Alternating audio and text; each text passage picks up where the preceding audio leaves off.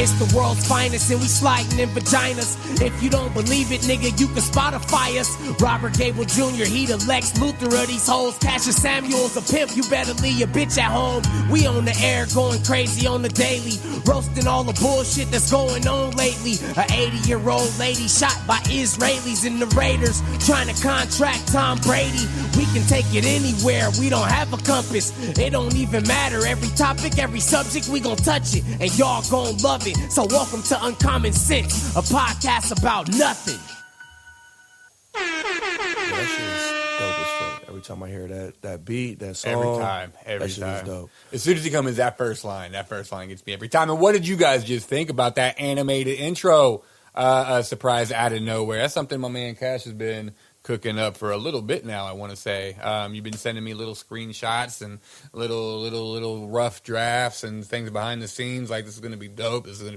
I kind of had a feeling it wasn't going to happen because, you know, I'm suspicious of everything. Anything good happening our way, something bad is going to happen, it's going to fall through. But you sent me that final video, man, and that was some serious stuff, man. So kudos to you, man. Let me get an air horn for you and plug whoever did that real quick, if you could, sir. I forget who it was, but it was some dude off of fucking freelancer.com and shit. I forget his name. It was some dude I think in Brazil did it. But yeah, it took a minute to get it all together and brought to fruition. But it's fucking here. It was dope. Love it and shit, man. But we got a show for you today, ladies and gentlemen. Oh, let me tell you. But let me go ahead and start this off like we usually do. Get it cracking. Welcome to Uncommon Sense, a podcast about nothing, where unpopular ideas and opinions about the world's current events can be exchanged in a judgment-free zone with respect, integrity, and humorous, unfiltered honesty. Yeah.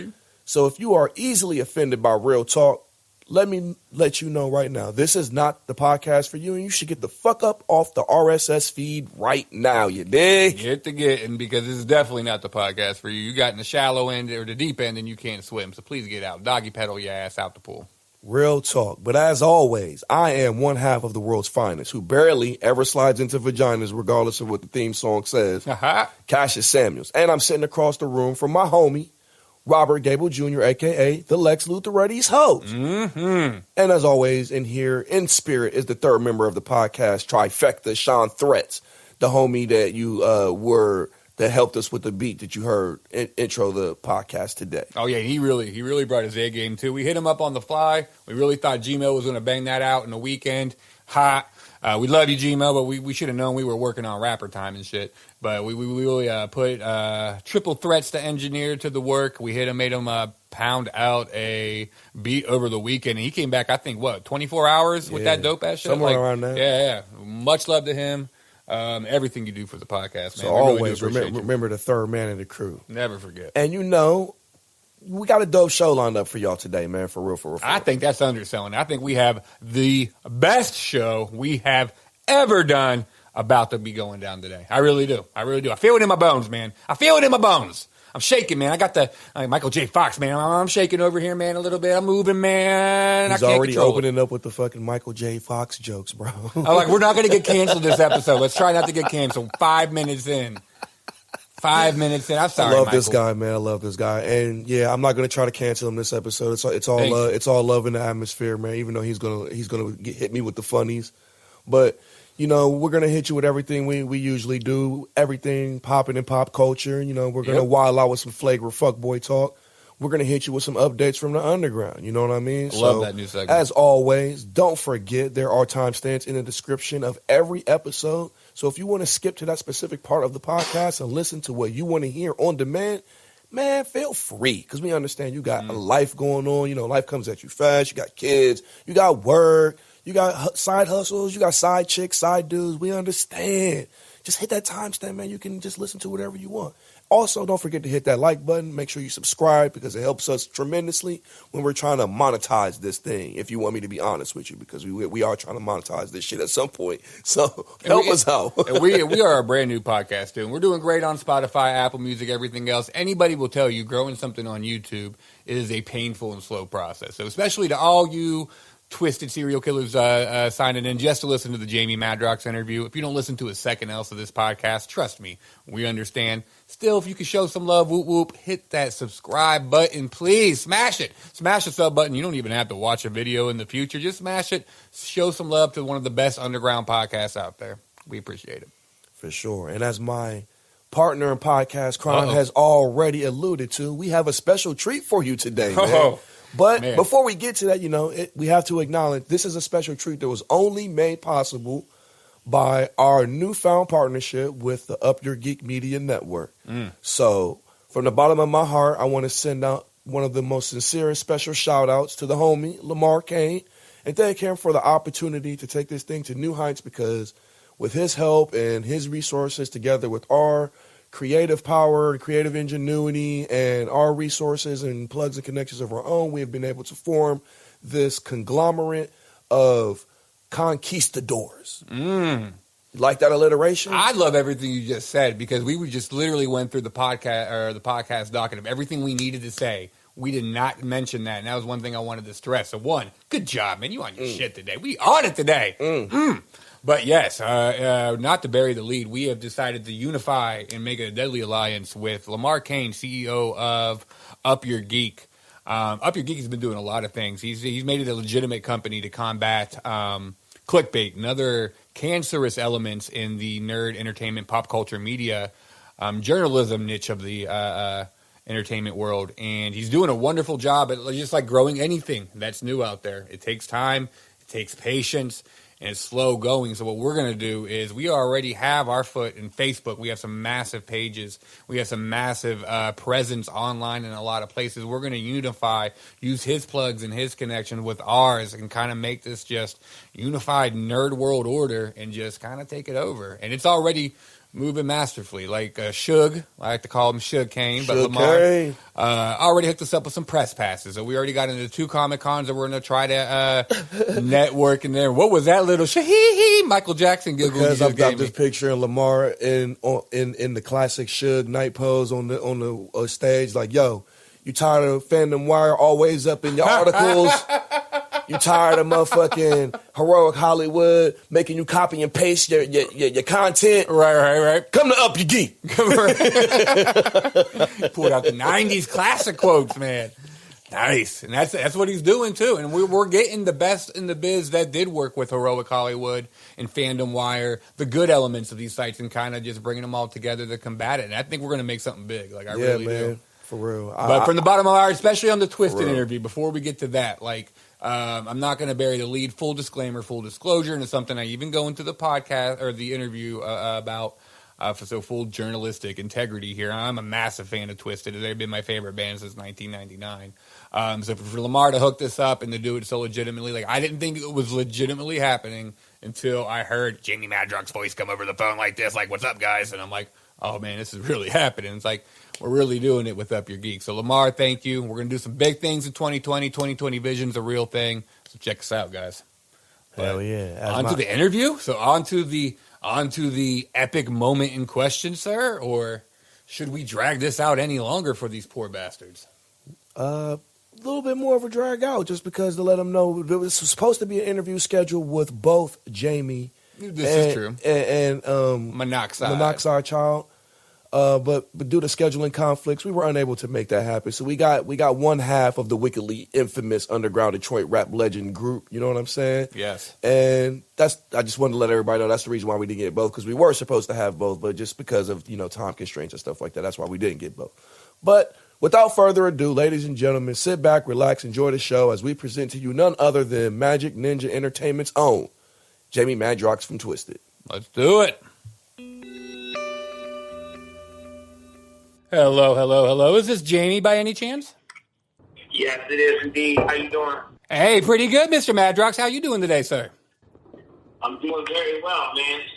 Hey, we really do appreciate you taking the time on giving us a call back and working out. I know we had a little bit of some miscommunicado going on with the time frame here, so we really do appreciate you giving us 2 calls a day to spend some time with us. So thanks a lot, man. I appreciate you guys' time as well, man. Include me in the show. I appreciate it. Hell yeah. Absolutely, absolutely. And just so you know, you are talking to Robert Gable Jr. and Cassius Samuels. We do represent Uncommon Sense, a podcast about nothing, and Up Your Geek. And we definitely wanted to take some time to talk to you about a lot of things. Number one, but Astronomicon. Or not Astronomicon, but Haunted Highons. But definitely want to talk about Astronomicon and anything I could just milk that big giant brain of yours with. We definitely want to get that going today. Right on. Okay, I'm with you. I think I'm up for this challenge. I think I'm ready for it. All right, absolutely. And first and foremost, I do want to get this out of the way. Full disclosure, here at Uncommon Sense, a podcast about nothing, we do pride ourselves about the fact that we are hard-hitting journalists. You're not going to get any hard-hitting journalism here because they are my favorite band. So Jamie could tell me he just nuked half of Detroit, and my follow-up question is going to be, what's your opinion about rainbows? Like, I'm going to toss him some softball questions today, everybody. But seriously, Jamie, I've been a diehard fan since 1999, man, so it really does mean a lot to me. More than I can convey into words. From the bottom of our hearts, that's cold as ice and broken twice. Again, we do appreciate your time with us. But without further ado, much love and respect. I got bang, bang, bang. Much love and respect. That's fucking awesome. Absolutely. As you can tell, he's really excited to speak to you, bro. I've only wet myself twice in anticipation. So that's awesome, man. That's fucking great. I love it. Well, we do. I'm really excited about getting to the heart of the matter, and that's talking about Haunted Highons, which has definitely been a surprise mega hit. And I say surprise only because I'm pretty sure you could put your brand on pregnancy tests and they would sell, let alone comic books that is within your wheelhouse. But this has exceeded everybody's expectations. I think you guys blew past your Kickstarter goal by 300%. You sold out at every brick and mortar store nationwide. It's been a massive hit with both fans and critics. So if you could, in your own words, Jamie, just kind of give a brief synopsis of what Haunted Highons is to the readers, if you could. And basically, it was an idea concept from my brother Monoxide.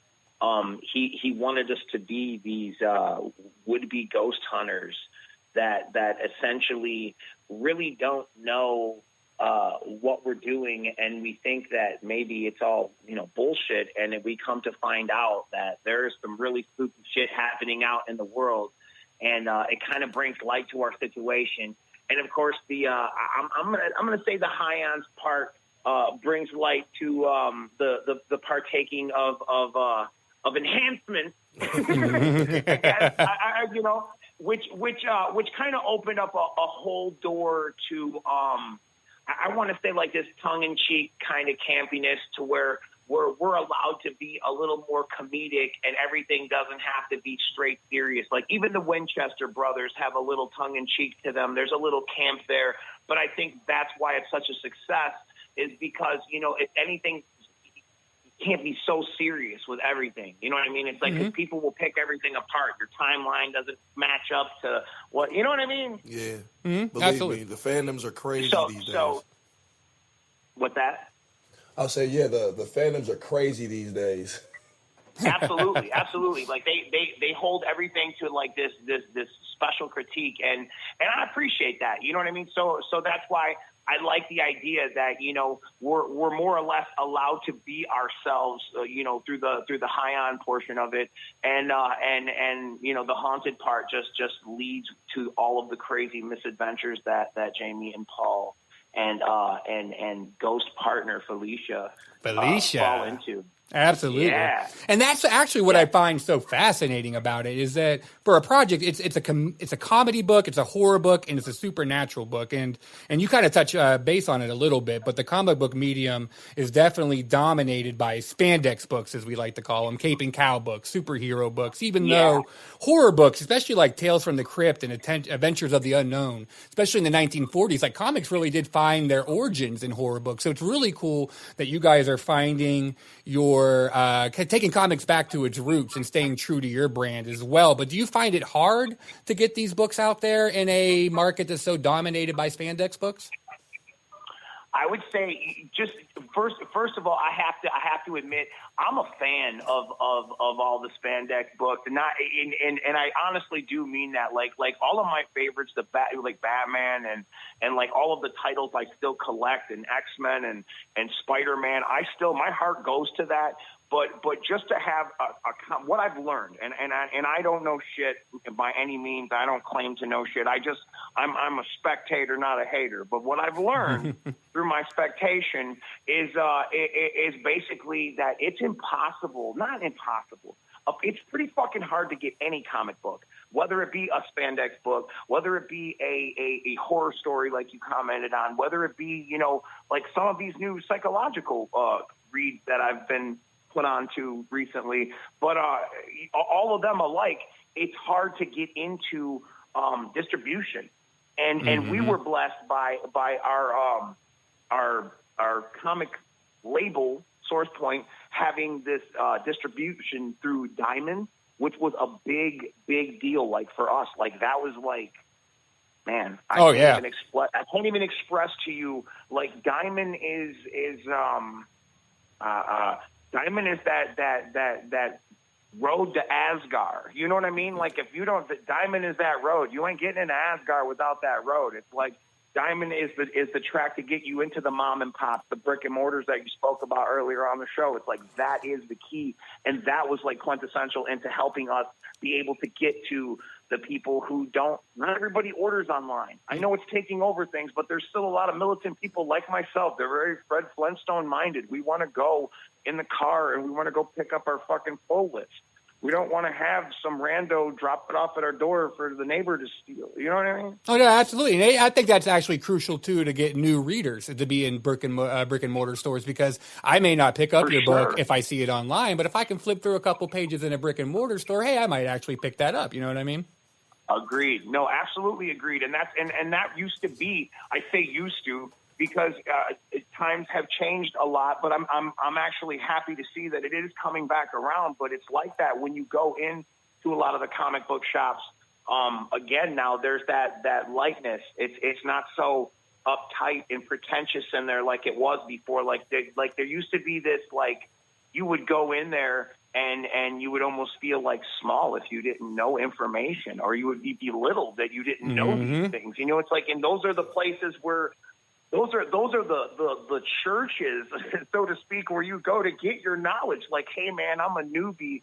I love Spider-Man the movie. Where should I jump in on a reading level? Like, is there a fucking omnibus I should jump on, or should I go online, or what? You know, like, these are the people you look to for that quintessential information. So when some of them are snarky pricks, that put a real smear on the business, I think. And what I've noticed, because I go when we're blessed to go on the road as Twiztid on days off and even show days, I like to go about, and on my Instagram I go to comic book shops, I show their header marquee, I go inside, I ask them if I can film, I talk to the owner, and then like at the end I'll do like a quick review, and just like more times than not, people are like total sweethearts.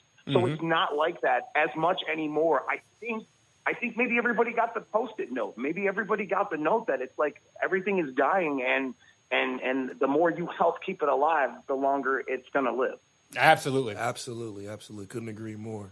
That's awesome. For the people like myself who are just now kind of becoming aware of your journey through these comics, can you kind of share with us what kind of made you want to jump into the comic book game in the first place? Like, is it something like a childhood dream or something along those lines, or just the opportunity that presented itself and you took advantage of it?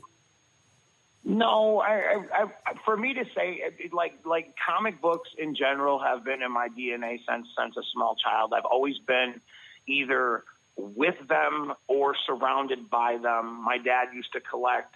When he passed away, I got a gigantic collection. Most of my growing up was in some of the comic book shops. So like I was exposed to a lot of things that perhaps a kid of my age at the time would have been a little more adult content, like some of the more like Punisher, or something like that might have been, or like Nam, or some of the, you get where I'm going with it. Like some of the titles may have been a little advanced for me, but nevertheless, it was like I was privy to that kind of content, and I think it kind of just opened up new doors to me. And I've always, everything we do and emulate as Twiztid is walking, talking comic book characters. So it all kind of fits like a glove, and as an extension of who we are as people. But at the same time, that's only one layer of who Jamie and Paul are. So I like these ideas, like a comic book, or like what we have going in play now with Ken for trying to option it as a animation. Is it gives me and Paul more platforms to showcase what we do, so others can see, you know.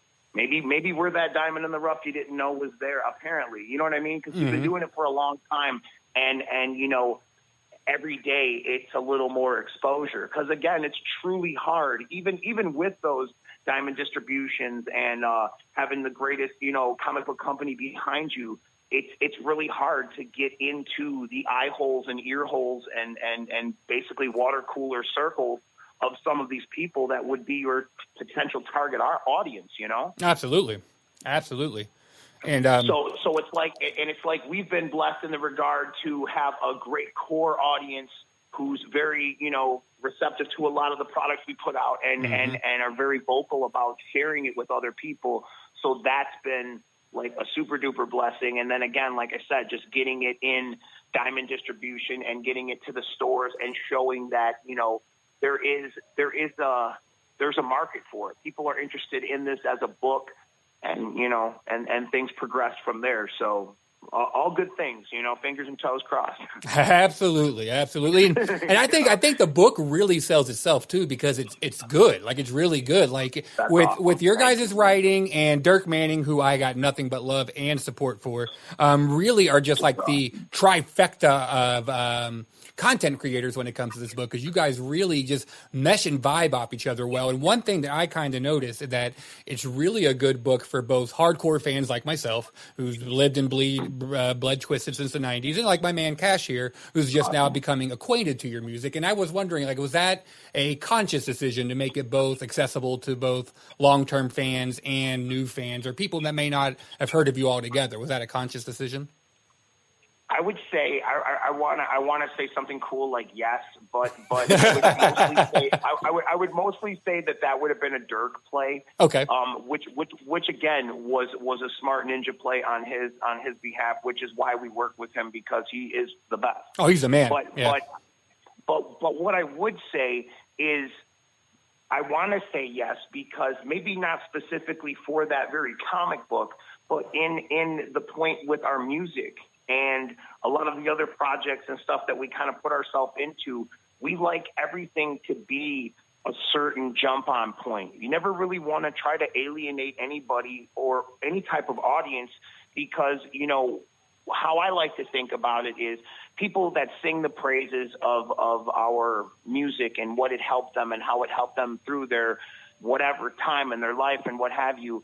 I like to say that if that was that special for you and it helped you, then why would you not want to share that with other people? Absolutely. Could not agree more. Like, for example, if you had the cure to cancer, how dare you just keep it? Like, why wouldn't you share it with people? Like, and that's my thinking. So in that regard, we like to make things to where it's kind of easy to literally just kind of jump in and be like, okay, I get the vibe of the scene. It's not too fast-paced for me where, you know, I feel like right off the bat, I don't feel welcome, I'm out. You know, like right.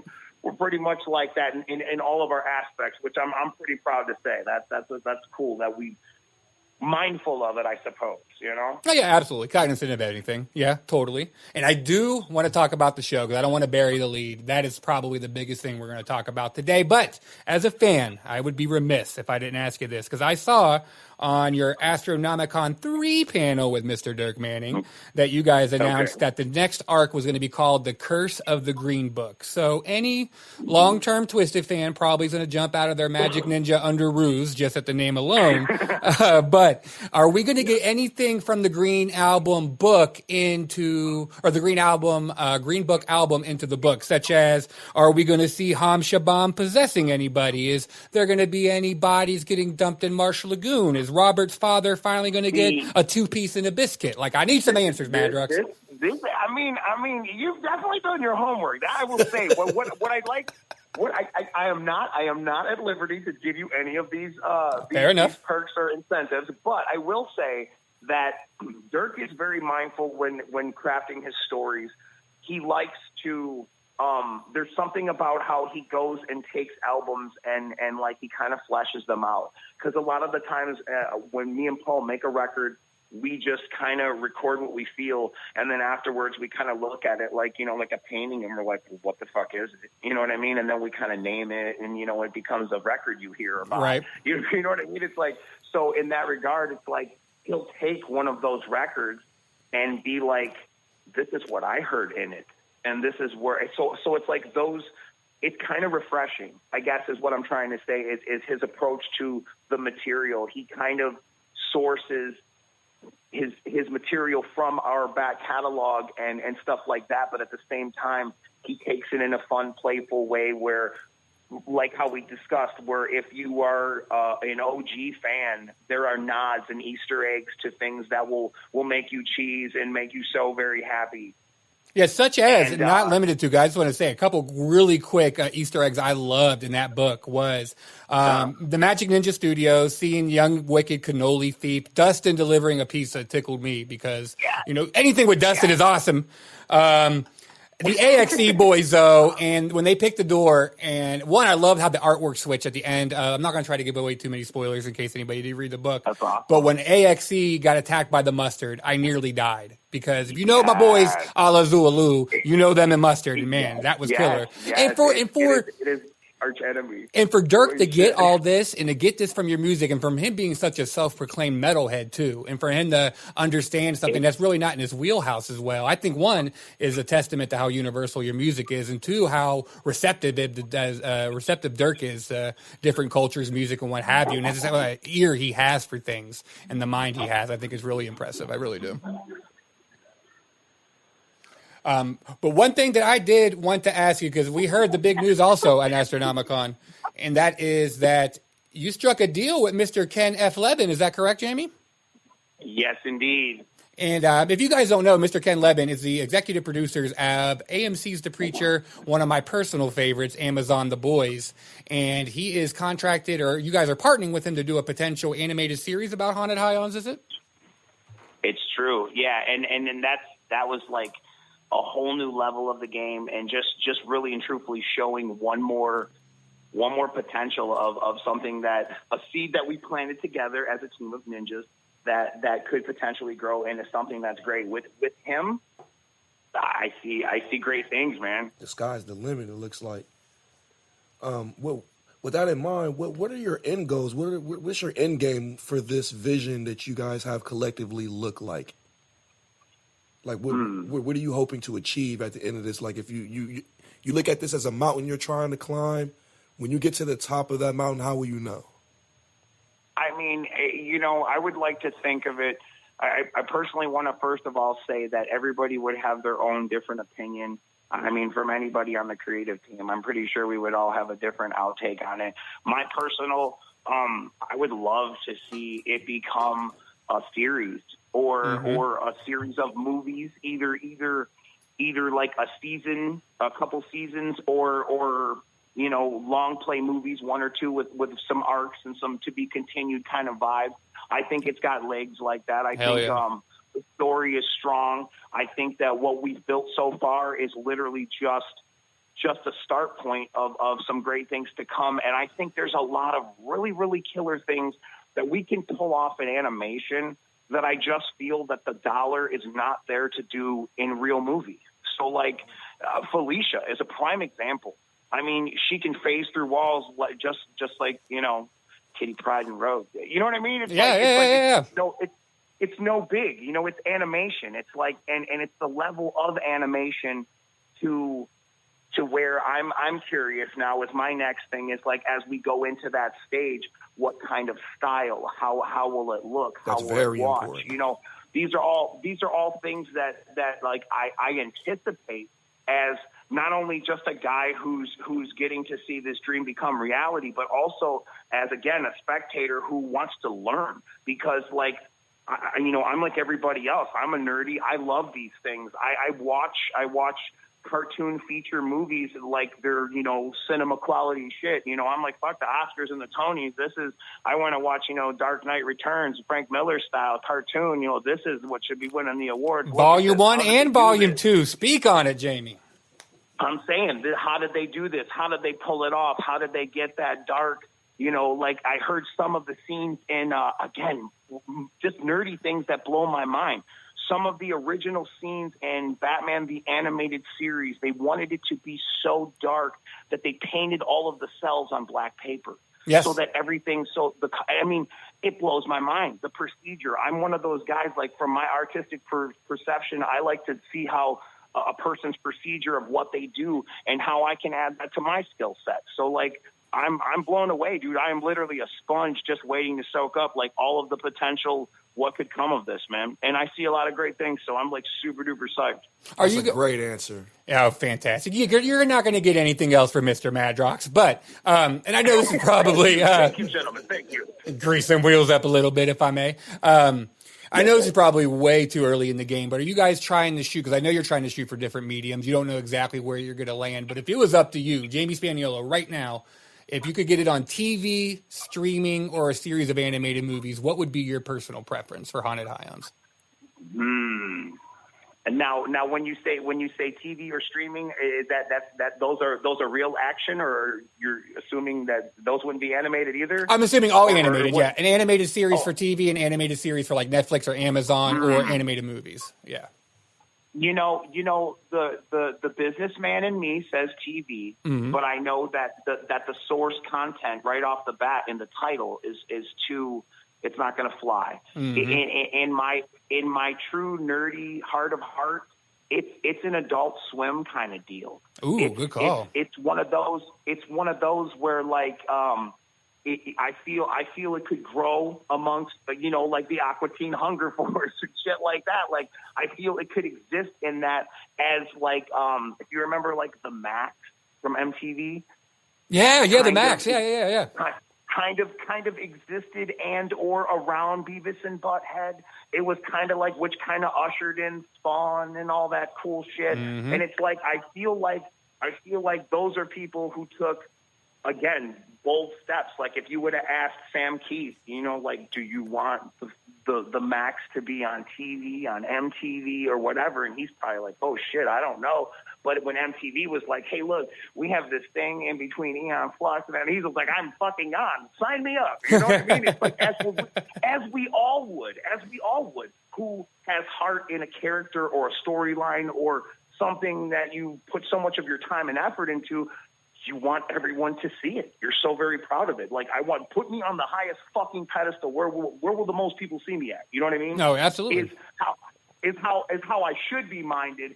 But, you know, I kind of feel that I'm one of those people where I like the underground vibe a little bit more. I like to have to go to the places to look for my comic books or my content. So it could be just as cool to see it survive on a Netflix or a Hulu or some sort of exclusive platform like that. You know what I mean? Absolutely. Do you guys plan on voice acting it yourselves in regards to that? You know, that's the point. It's like, as far as everything goes right now, I'm really just like open to listen to any type of whatever people have in mind for it. You know what I mean? Like literally at this point, I'm all ears and just overexcited with how the workings of it will take place, if at all. You know what I mean? Like excited to see where and how this procedure starts and goes. Absolutely. Couldn't agree more. I know we're getting close on time. This really isn't a question so much as a statement real quick. I wanted to touch base. I would be remiss if I didn't bring up Astronomicon. I was fortunate enough to show up to the first Astronomicon. Thank you, Mike Winiger. Let me tell you, Jamie, Mike Winiger, you got an A team lister on your team right there with Mike Winiger, because let me tell you, man, I know you know, but I had to tell you. The only reason I know, and the greatest answer, is because I want to be successful, so I surround myself with the best, and he is definitely one of the best. Absolutely. So I appreciate you doing that. Unfortunately, very awesome. Wasn't able to make it out to this Astronomicon this year, but I saw all the videos. It looked absolutely amazing. As a longtime Kevin Smith fan, the fact that you guys got Jeff Anderson, Randall Graves from Clerks to do his very first con with you guys, I think is monumentous. My favorite band teaming up with my favorite comedy movie of all time was Pure Gold, dude. Pure Gold. Oh, right on. That's awesome. No, we were actually honored as well, and just blown away by just the reception of just people and just how they embraced it, and how, like, how from like night and day. I don't want to say necessarily night and day, but with our first initial Astro, people, we're like, we don't do first time cons. Right. What does that mean? You know what I mean? Like, nobody wants to sit at a table. Well, tumbleweeds blow down the aisle and it's the deadest place in the world and there's no action. It's like, so you have to show and prove. So like in the night and day scenario of that, it's like, it's definitely starting to, take shape. It's starting to become something that definitely has stability. It's like it's not going anywhere anytime soon, and it just makes me proud because it's like each year it gets bigger, it gets better, you know what I mean? And it becomes more solid, and people look forward to it, and I think it's just got that mainstay quality. Absolutely. Well said. Well, Jamie, I know we're coming up on time. If we can get you 20 seconds after this goodbye, I would appreciate you. But before we, quote-unquote, let you go, did you have anything else you wanted to add to the podcast or to up your geek at all? Just thank you, everybody, for listening. Keep loving what you love and keep buying and collecting what you love. And your collection will always be worth something, is what they tell me. Amen. Yes, sir. Do you believe it? I'm going to leave you with a question, goddammit. Do you believe it? Oh, I believe. Thanks for your time, man. Right on. All right. Thanks a lot, Jamie. We appreciate you. All right, what an amazing interview. Jamie Madrox again, from the bottom of my heart, and I know my co-host too, but especially me, I really do appreciate you taking the time out to talk to us. And no lie, since 1999, guys, since Most Tasteless, I heard Most Tasteless December 25th when I got it on Christmas. First two songs, I knew this was going to be one of my favorite bands ever. They legitimately kept on evolving their music, evolving their sound, now building their own empire with Magic Ninja Entertainment, my favorite record label out there. Like, it got me back into music again now, being in my mid-30s and shit, excited to go out to concerts, excited to meet new fans. Shit I used to do when I was a teenager in my early 20s. Twiztid means the world to me. I've laughed with them, I've cried to them.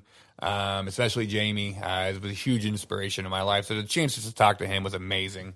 So really, Jamie, from the bottom of our hearts, again, that's cold as ice and broken twice. We really do appreciate you.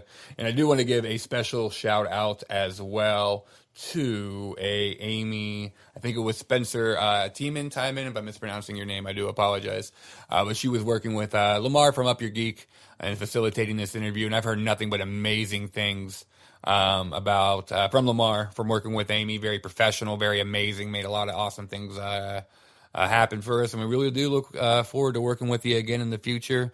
Glowing review on our end, so thanks for everything you guys did. It was really amazing. We really do appreciate you guys, so whoop whoop. For sure. I echo everything Rob said. I don't really need to add much to that at all. So once again, thank you. Really appreciate it. Looking forward to doing it again in the future. Much love, and like I said, yeah, let's do this.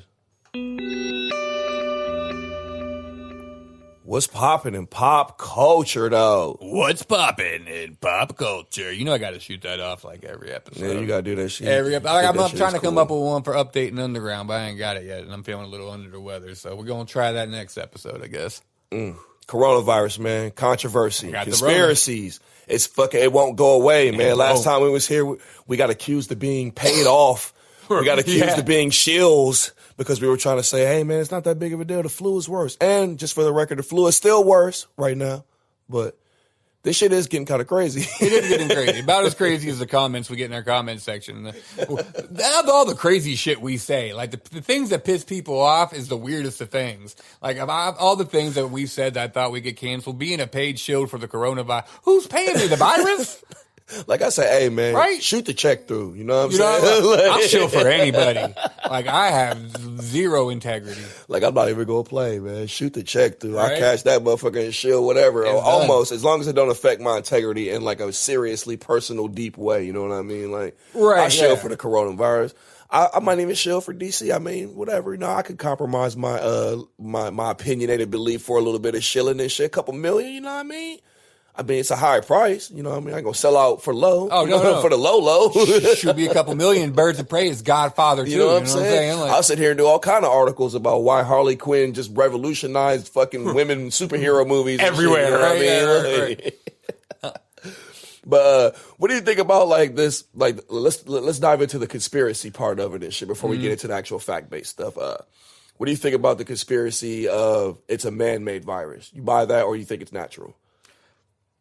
That's an interesting question. I don't know. I mean, more than likely, it's natural. I think if you think it is man-made, it could be a conspiracy. But, I mean, I do think there are some man-made disease out there to kind of have a hand in population control, I guess. I don't know. I kind of put that tinfoil hat on sometimes. I would need to see some evidence to subscribe one way or another, to be honest. But your mind is open to it. Like, I won't put it past these motherfuckers. Oh, not at all. Not at all. They introduced, I know they introduced the HIV and AIDS epidemic. They introduced crack into black community. They did a lot of. Maybe Ebola. They did mind control. They admitted to doing mind controlling experiments and shit like that as well in the 60s, 70s. So, I mean. Project MK Ultra. Right, and we're talking about the Chinese government? Yeah, like, come on, son. So, and there's also the connection with this doctor, this American doctor who like worked for Harvard or some shit, who was taking a bunch of money from the same lab that's connected to the coronavirus bio lab that leaked or whatever and shit. Funny shit, man. So it's like, it's some shit to go on. And the thing about conspiracy theories is like, man, some of them are crazy outlandish, but the reason why they're so entertaining is because a lot of these shits be true. You know? Oh, not a lot of them, but some of them be true. Or portions of it is mirrored in some you know semblance what I'm saying? of truth. Like Absolutely. The Project MK Ultra shit, that's what the Jason Bourne movies. True. The Jason Bourne movies are based off of that shit. And that shit was a conspiracy theory for a long time. And now we know. It's you know what I'm saying? Like the crack epidemic, like you were talking about earlier with Freeway Ricky Ross out in LA and shit, man, with the CIA being involved in Project Northwood and all this other shit, and Oliver Stone and all this shit. Google that. Look at you going off. I am so proud of you today. Look at you. Someone had their Wheaties before this podcast. He ain't even looking off shit. He's just firing off the top. Keep going. Let me fuck up your vibe. But, yeah, like, I mean, Russia, what about the conspiracy? Russia is saying we did it. I don't, yeah. You know what I'm saying? Then like, China said, or we're saying China did it. Russia saying we did it. You know, like, is this an election ploy? Is it another distraction? Like, those kind of conspiracies. Well, I definitely think it's a distraction to some degree. Anytime there is some kind of medical alert or something out like Ebola or anything like that, H1N1, bird flu, they'll sensationalize it. Yeah, this one's a little bit different, I will admit, and kind of take it back on my original stance. This one's a little different because people actually are getting infected, unlike Ebola, where the only way you could really catch Ebola is somebody with Ebola ran up and rubbed their blood and shit all over you. Like, that was the only way. There was nothing to worry about. It wasn't raining blood and piss and shit everywhere. Right. You know what I mean? But when it comes to this, like, people are contracting it, and we really are taking serious quarantine measures to nullify the virus itself. So I think it's serious and something we should sensationalize to some degree.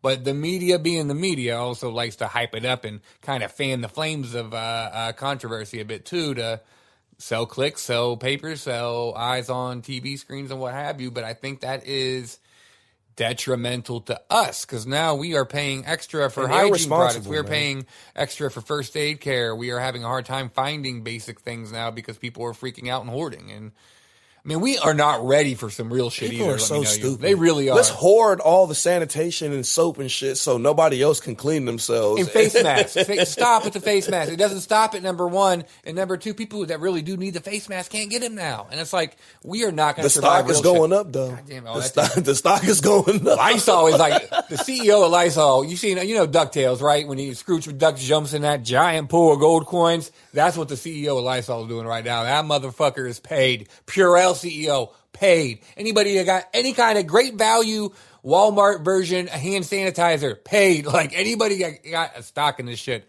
is getting paid. And maybe that's why they are whooping it up sensational-wise. Because we have to understand there are 4 to 5 major media companies in this country, and they're all bought and owned by corporations.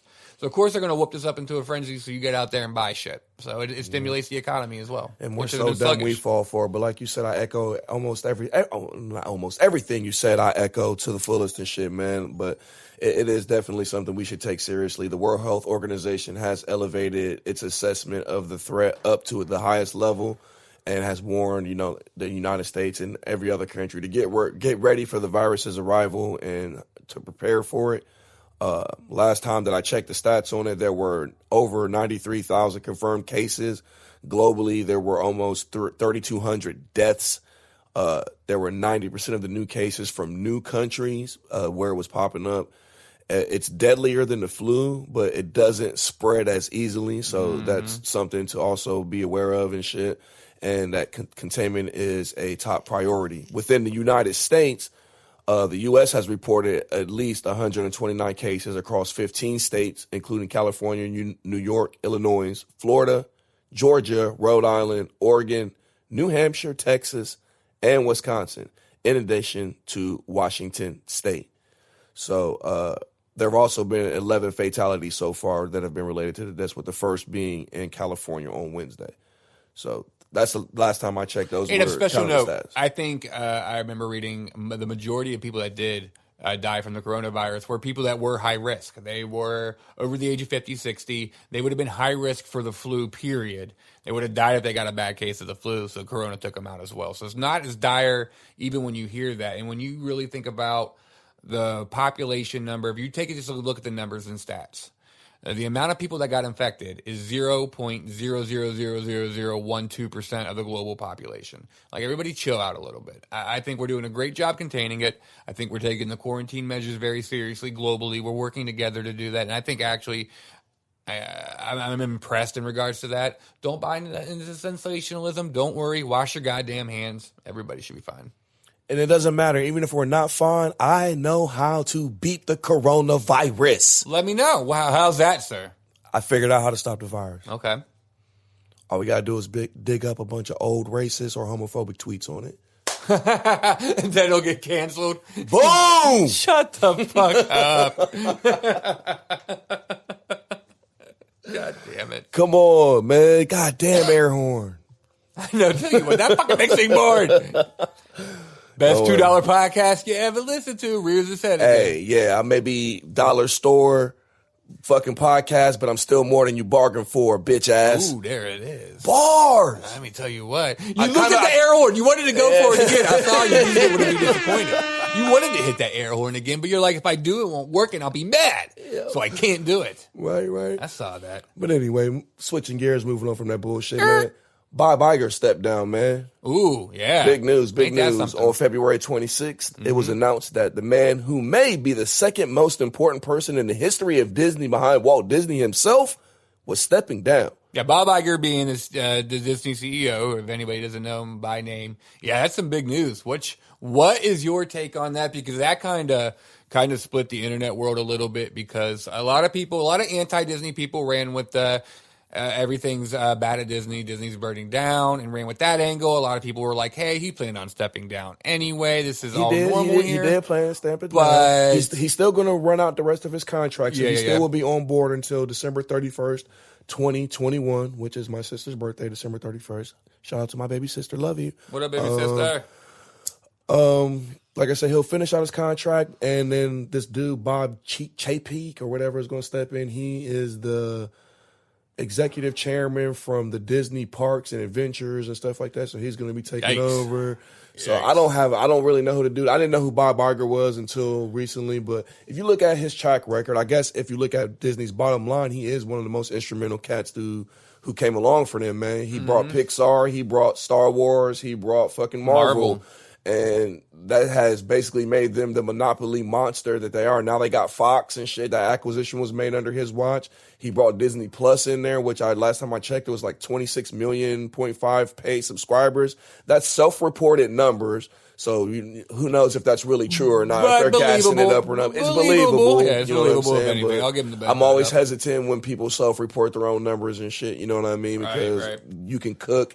You can fabricate, and why would Disney come out and say that their numbers were anything less than something crazy like that? You know what I mean? So fair enough. I always try to look through that shit.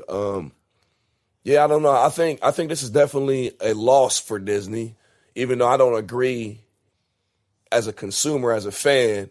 Like, I don't agree with any of the decisions that. I mean, I guess I can't really blame Iger for all the creative criticisms that I have and shit, because. He's not like in it like that. Maybe some shit, the buck stops with him somewhere on some final shit or whatever as to how a movie gets done or whatever at the end. But I had some grievances with him in Star Wars. But what do you mean? He owned up to it all. So what do you mean grievances? And how he treated George Lucas, making George Lucas giving the impression that he was definitely going to do his story treatment and didn't.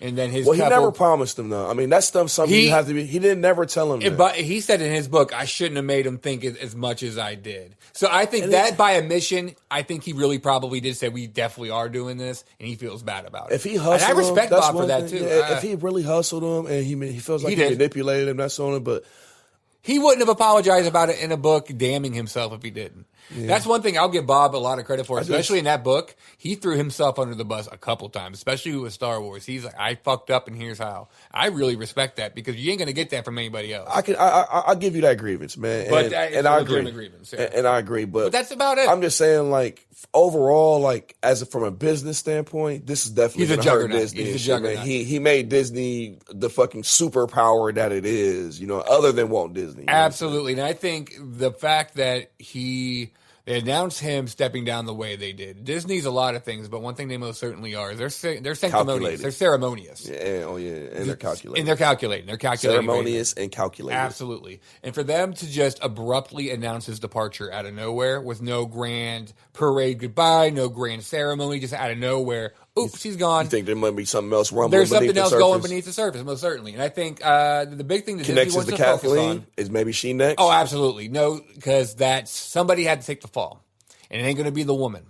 I'm sorry. Igar took the fall? Igar took the fall. Okay, here's why. Come to the Uncommon Sense Podcast for your hot takes. And here's Say why. it again. Here's why. The big thing they want to focus on is direct-to-consumer platforms, and that's Disney+. So taking out the middleman. No network TVs, no movie theaters. Direct-to-consumer. Disney to consumer. That's what they want to focus on. And theme parks. Direct-to-consumer, Disney+, it was a hit initially, but came out with tons of bugs and tons of issues and still has it to this day. The biggest fault. And it's kind of flat on content for right now. Their theme parks tanked. Disney World has been tanking. They've been raising prices. Star Wars. Galaxy's Edge was a massive failure. And that's where they get most of their bread and butter. So this was a huge red flag. And they take theme parks so seriously. Look who they're replacing Igar with. Igar, who did bring on the Pixar, theme park everything. Dude. The only thing that this dude, the theme park parks. Dude, yep. Theme parks, that's all he does. He's the chairman of the theme park. He does theme parks. And shit, so. He didn't bring in Pixar. He doesn't have that kind of shit under his belt. He does theme parks. That's where Disney's focus is. So I think Igar's taking the fall. And I think kind of rightfully so to some degree, especially with the way the theme parks did. I don't think he deserves any kind of animosity. Again, I'm no Disney fanboy, but I mean, judging him on his own credits and his own laurels, he's done some shit. Like, you have to respect the man. You really do. He's a juggernaut in the business. So it smells like something's afoul at Disney. Star Wars, I think, really left the company in a bigger state of disarray than I think they let on. But I think most fans, even Star Wars fans that are pros Disney, knows something's afoul there. But yeah, wild, an end in the era. So, c'est la vie, and adios to Bob Iger. Yeah, man. Do you think my original question, well, not my original question, but a question that stems from this real quick before we jump off this. Yes. Kathleen Kennedy. Yes. I'm not saying she's going to take the fall for this, but do you see her maybe being the next domino to fall in this kind of trying to clean house thing? Do you think the Bob dude keeps her on? They renew her contract? No. She gets to stay at Lucasfilm? You know what I mean? Middle ground option. They are going to let her contract ride itself out so it looks natural. I assume that. I don't mean no fire her. abrupt. I mean an announcement of her leaving at some point. Oh, yeah. There'll be an announcement of her. I'm leaving at the end of my contract type deal. I'm Disney, resigning. No, she won't. Go out with dignity type deal. Mark, what episode are we on now? 12? 12, yes. Okay. Mark it now, episode 12. I'm calling it now. Disney will be the one to announce it, either the new CEO or in a press release. It'll be a big fluffy PC article about Kathleen Kennedy, who rejuvenized the Star Wars franchise for a new generation, is stepping down gracefully after her amazing tenure, and it will boast the box office numbers and how big that was and fluff up her career. And now she's moving on to newer and better things, and someone else will take her place. That's how they're going to do it. Easy. Easy peasy. Well, she won't take the fall for anything, so you won't damn her legacy. But no, that's exactly what's going to happen. But staying in the same realm of CEOs or big wig executives, Dan Didio fired, man. Oh yeah, now that's a big one. That's the one that got me by surprise. On February 21st, longtime co-publisher of DC Comics, Dan Didio was fired by the company's parent company, AT&T and Warner Brothers, after about 18 years of service with DC. Didio's exit was both sudden and surprising to many, but welcomed by the fans with open arms. Although both parties involved offered scant details about the situation, fans have been wondering if the dispute involved creative differences or something more sinister. Because all we know right now is that Didio stands accused of creating an inhospitable work environment for its creators. And that, to me, is just the beginning of all his stupid bullshit. But would you like to expound, elucidate, or elaborate? Ooh, this is one of those how much time you got situations, so I'm trying to compress it real quick. I'm trying. He's like, woo, let's just start at the beginning. Well, I can't really start at the beginning, but I need to start at the beginning. In the beginning, God said let there be light and shit. Like, that's how far I have to go back with this dude's bullshit. I will give him some credit where credit's due. You went for it. I will give him some credit where credit's due. He definitely did some great things for DC, and I really do appreciate the good things he did. But he was a tyrant when it came to being a overlord over creators and really killing books in the editorial process, revamping books like crazy, trying to kill off fan favorites like Dick Grayson and Wally West. Like, he really had a hard-on for killing Dick Grayson. He was going to kill Dick Grayson in Infinite Crisis. And he didn't because and whoever this guy is a real hero. A airline employee grabbed his luggage and said he wouldn't give it to him unless he promised him that he would not kill Dick Grayson in the Infinite Crisis. That really happened? That really happened. Yeah, that really happened. Hell no. That's crazy, ain't it? So not all heroes wear capes. We got sound effects again. God damn it. We do. Even our soundboard hates Dan Dildo. But yeah, man, Dan. What I think it all really comes down to is I think that he's trying to revamp DC Comics again. He did the New 52, he did Rebirth, and now he's trying to do this 5G, fifth generation thing. And I think that they said that's still going to go on. But I think they're going to scale it back a bit, and then it's not going to be as sweeping as he would have done it. And I think they're going to really scale back on some of the ideas. Like, I really do. I think he was going for a lot of shock value. So. For now, but DC, I think, is playing it smart, and I think Bendis will be the next to go. I think Dan kept a lot of people safe. I don't think Bendis is along for this world. And if Grant Morrison exists in heaven, I don't think Scott Lobdell is going to be along for this world either. But hey, a guy can dream. But anyways, I think that's what really did him in. I think the powers that be in AT&T was like, man, this is not going to vibe. We're in a part in the comic book industry where we may not be around much longer anymore because print is dying. And we can't afford a bad revamp. We can't afford a mixed review New 52 all over again. That'll kill us in the industry. Where rumors of Disney buying us may actually come to fruition. Like, we can't roll them dice. So if we got to get rid of the top brass, is what we got to do. And I applaud them for that. Good for them. Like you said, the fans rejoiced. We really did. It was like some goddamn Return of the Jedi shit when they were in the special editions weren't pulling down Palpatine's goddamn statue. And then you got the little Ewoks dancing and shit. That's what it really was that day. Like when, I imagine when, for Marvel fans, when Tom Holland, when the Spider-Man movie got announced and Spider-Man's coming to the Marvel universe, how those fans felt, that's how we felt when we heard Dan got fired. That was one of the happiest days of being a DC fan in the past 10 fucking years. Well, one of the benefits of having the sensei on the podcast is that I can just echo a lot of sentiments in this arena, because he's very well informed, very able to just give you the real skinny and shit. I really don't have a whole lot to add to that other than just my own personal take of, Didio is a shitty leader.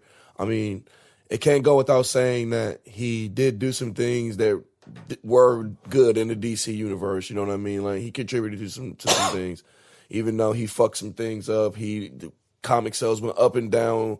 He was on top at some times. He was very low at the lows were low though. You know what I mean? Yeah, absolutely. You know what I'm saying? He lost market shares and all that shit. I think my biggest grievances would be like the delays and all the editorial fucking disasters and shit. And you hear a bunch of artists that have come out from the DC and shit after this, even during and after, just speaking on how everything had to be cleared by him. And it's another one of those situations we were talking about on the previous podcast. Sorry, I'm a little tipsy, but about egos and pride and shit, always interfering in the creative process and stuff like that, man, and how executives need to learn how to step back and let creators create, man. Let creators cook. Absolutely. And fans are guilty of this too. It's not just the executives, man. It's like creators get attacked from both sides when they're in the monetization game and shit, man. Like you got executives who don't know shit about shit, trying to tell you what to do with your art and trying to tell you how to do with your art and what's going to pop and what's not. Hey, maybe you should do something. No, I don't want to do that. Yep. Like, that's why you see people like Dave Chappelle walking away over $50 million just off of integrity. Like, no, I'm not doing that. Right. I'll do whatever the fuck I want. No, I'll find another way to do it. And motherfuckers and creators figure out a way. And then from the fan side, like fans are always, oh, this is so stupid, blah, blah, blah, blah. Like, and you don't even give them a chance, or like you say you want something, like you complain one week about, like the example that pops in my mind is the reverse Flash coming back to Flash after not being in the crisis. Like we were pissing and moaning about Thawne not being in the crisis, and now Thawne is making an appearance on the Flash, and it's, oh, you're just bringing him back because you need ratings or whatever, or the show sucks or whatever. You just got to keep bringing back Reverse Flash, and it's like, bro, arch nemesis. I mean, right. all this other type shit, and it makes sense after the crisis. Something to do with them. You're mad we're getting our arc, right? You know what I'm saying? I think this season 6 has been dope myself. Like, fanboys really just confuse me and confound me. I don't want to be disrespectful or anything. I'm really trying to work on that because I would like to have guests on this podcast. Yeah. And I realize that just calling everybody trash and cussing everybody out, yelling and screaming, it's probably not the best way to get people to come on the podcast. Maybe not. But we getting there. But co-sign everything you say. Absolutely. You nailed it. When's the last time you've been to court? Ooh. I was 20. Yeah, 20. Last time you got prosecuted for something? 20. I only ask because 20. The end of an era has come with the canceling, or not canceling, but the farewell of Judge Judy. You know what I mean? Yeah. One of the pop culture sensations. I was wondering where you're going with, like, well, who's been talking, what you know, motherfucker. Yeah, like his heart skipped. He did a couple palpitations. We said we weren't canceling each other this episode. No, I got you, bro. I got you. I didn't mean to fuck up your segue. I'm gonna breathe. I'm gonna drink some water. You do you. Do your thug sizzle. No, I just want to know if you had a personal relationship with It all Judge makes Judy, sense you now. know? Brilliant. Oh yeah, absolutely. Anybody that came home early from school and shit. Where do you everybody rank got her on the down with it. TV judges, though? You know what I mean? Like, we got Mathis, we got Judy, we got Brown. Brown's my favorite. You know, Brown's Brown. my favorite. Brown's like the type of dude, depending on how he calls you son, will either make your day or crush your life. Like, he was like, I'm real proud of you, son. You feel so proud. Because he got that just that fatherly figure vibe to him. Yeah, like but if he's like, now, son, you done fucked up, I'd be devastated. Like, Joe Brown could tell me about myself and really shut me down. Like, really ruin my day. For me, it was Mathis, man. Just his kind of abrasive, in your face, truthful, like harsh truth, brutal honesty. Yeah. Kind of like Judge Judy, man. Why she was always so fucking I guess charismatic is the right way. People like knocked on her because she's like always screaming at you, calling you a loser, like doing these like sensationalized antics, and I get it and shit, but it made for good TV. It made for great TV. And she always had a point. I mean, she never took a case in her court where she couldn't make a point. That's the purpose of reality she ain't gonna make TV. her look, you know she ain't gonna what make I mean? herself look stupid. But it was great TV and shit. But when it comes to the rankings, man, I actually will put Brown third, man. We'll go Mathis, Judy, Brown for me. Oh, killing me. Yeah. Killing me. Brown just got that, like, that's the judge you want when you go to court. Maybe I'm just going with my own heart. It depends on the case. What case, if you're going to give me a choice. I always want Brown. Like, what case I'm involved in. Like, if I think I'm right and I'm in the right, I'm going to Mathis because I want to see him tear my wife up. You know what I'm saying? You said get her away from Judy. Just get her away from Judy. Oh, yeah. No, I want to see Mathis. I want to see Mathis do it, man. With this, motherfuckers will probably get mad like, you want to see another man eviscerate your... No, I don't, man. Just, I love his humor, his take, and he would just be able to say the shit legally in court and on TV. That would just be like really great for me. And then my wife will be wilding out, trying to throw all the dirt out, all the dirty laundry, and the podcast will blow up. My life would be ruined, but the podcast will blow up. You're not lying. I kind of want that. I think I just came out with a rollout, right? I'm saying we're sitting here thinking about advertising now. Like, This was a clever bit. Now that might be like a marketing opportunity and shit. Try to get y'all on Jerry Springer or something now. He said, "Oh shit!" But real quick, did you ever stop to think that maybe these judge shows are really just a way to brainwash people into thinking that the judicial system really works? Like, really think about it. We're really sitting here. I think like Judge Judy, Judge Mathis, Judge Joe Brown. All these shows really break down boundaries, and like everybody loves them. White, black, brown, green. You know what I mean? Blah blah blah. Every different race, religion, creed. Everybody loves these judge shows, and this is something that we normally don't agree on. We don't normally like the judicial system in real I life. like the entertainment of it. Yeah, but people bring their drama. It's always dramatic and it's nasty. It's messy. It's got tea on it. You're like, oh shit, you was cheating on her and you was trying to get paid from her fucking disability checks. Like, damn. But I also think it's a way to make the public think that the judicial system will always swing in a fair favor of whoever's right and wrong. Maybe. And I don't think I don't buy into it. Oh, but naturally, I mean? But you're more. It may be an attempt to. You know what I mean? I'm saying for the least most sophisticated consumer of television, I think it would kind of manipulate them into thinking that the judicial system is fair and balanced. I think that's why these shows are really popular and kind of put them in place. Same thing with Cops. I always thought that was Cops too. I mean, it's a propaganda. Do you think Maury was created to legitimize paternity tests? Oh, no, that's a whole other ballgame though. That's talk shows though. It ain't court. He ain't a judge, man. He's Maury. Keep my man Maury's name out your mouth, man. Maury ain't do nothing. He said, man, don't come for my man Maury, man. What'd you think about Candyman? Jordan Peele at it again, man. I liked it. I liked the trailer. Actually, the trailer is not bad. He's waiting for it. Waiting for this one. I'm not trying to antagonize you today, man. You sick? I know, you under the weather, man. I'm not gonna get you agitated, man. I want to see you get well. And I appreciate that. Once again, we are really concerned about each other's health today and shit. But I really like the trailer. I'm a big horror movie buff. Horror movies. 100% big horror buff. I love me some horror. Horror Hound Con coming up. Oh, absolutely. Hey, we did an interview with Twiztid, one of the biggest horrorcore groups of all fucking time. So, I mean, we love our horrorcore shit around here. But Candyman is always a dope franchise to me, and one that I always thought would be pretty cool if they did do a reboot or revamp.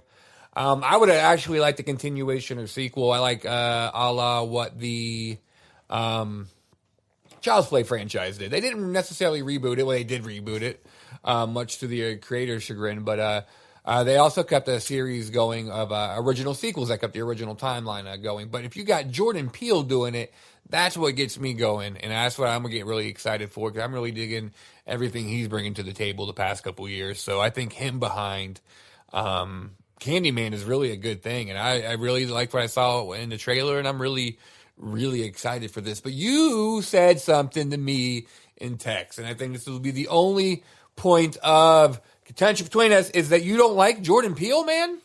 Not really, man. Why not? I mean, not that I dislike him as a person, just his movies, like, they're always like overhyped. They always get this. And to be fair, I'm not trying to make a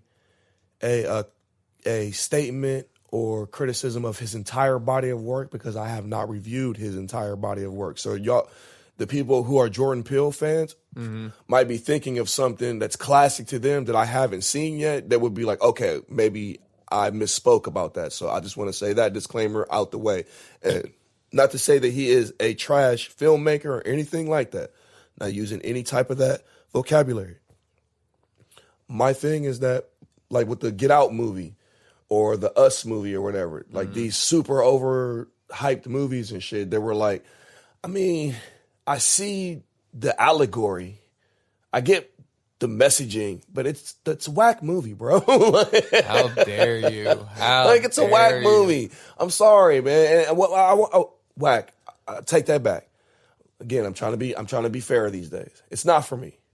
You know what I mean? It's not a movie that after I watch it, I'm not gonna go out and be like, I'm not gonna watch it multiple times. A lot of these days, you hear me when I refer to content, does it have replay value? Does it have reread value? Does it have rewatch value? Like, is it a book that I'm going to read more than once? Is it a song that I'm going to come back to after months and months of hearing hundreds of songs after I heard that song? Like, after I've heard 1,000 songs after I listened to that song, am I going to come back to it? Or a movie, after I've seen 1 million fucking movies, am I going to come? If I see it on TV, am I going to stop and watch it? Like when The Matrix comes on, or like Man of Steel, or The Godfather, or Scarface, or something. Like when a classic movie comes on, and I say, oh shit, I'm going to watch that. Or is it going to be like when Harley Quinn and Birds of Prey come on and I just go, why am I paying for cable? Are you comparing Get Out to Birds of Prey? No, I went down a rabbit hole as just talking about. I don't appreciate that in the same sentence there. Generally, just saying, man, like, he's just not for me, man. Like, what I've seen since he became big and he got his whole shit, you know what I mean? And not to say the movies are bad. Like, Get Out is not a bad movie. It's just, like I said, I'm not one of the black people who gets, like, you got to do more to appeal to my blackness to move me. You know what I'm saying? Right. Like, you got to do more than be like, yo, I'm going to make a movie about fucked up white people trying to steal black people's bodies because they, like, want big dicks. You know what I'm saying? I think it runs a little bit deeper than that. A little bit deeper than that. Oh, man. This is probably why you have to make disclaimers and shit so much. Like, I'm just trying to be fair. As he says, AKA, I don't want to get dragged by Black Twitter again and make another apology tour. 12 episodes. Ain't no more apologies. I told y'all that. Oh, man. But I really like Get Out. And when the apologies, it wasn't sorry for. I know. I'm fucking with you. Dumbass motherfuckers. But continue. I'm fucking with you. He's like, no. I mean, now to clear that up because that's how narratives get started. Right. Protecting my reputation in, man. 100. Now, I really, really, really like Get Out, man. I really did. And I don't know why we totally do not see eye to eye. I was a little bit surprised when you said that because I thought we saw eye to eye in these movies. I don't think we ever talked about it. No, we never talked about it because it was one of those things that everybody just assumed it was great. Like Black Panther, it was another thing. Like, yeah. You got to do more to appeal to my black pride, man. Because I'm a proud black person. So like, I'm not on my own. Like I don't need visual stimulation for that. You know what I'm saying? Like it just doesn't move. Like you got to do more, man. Right.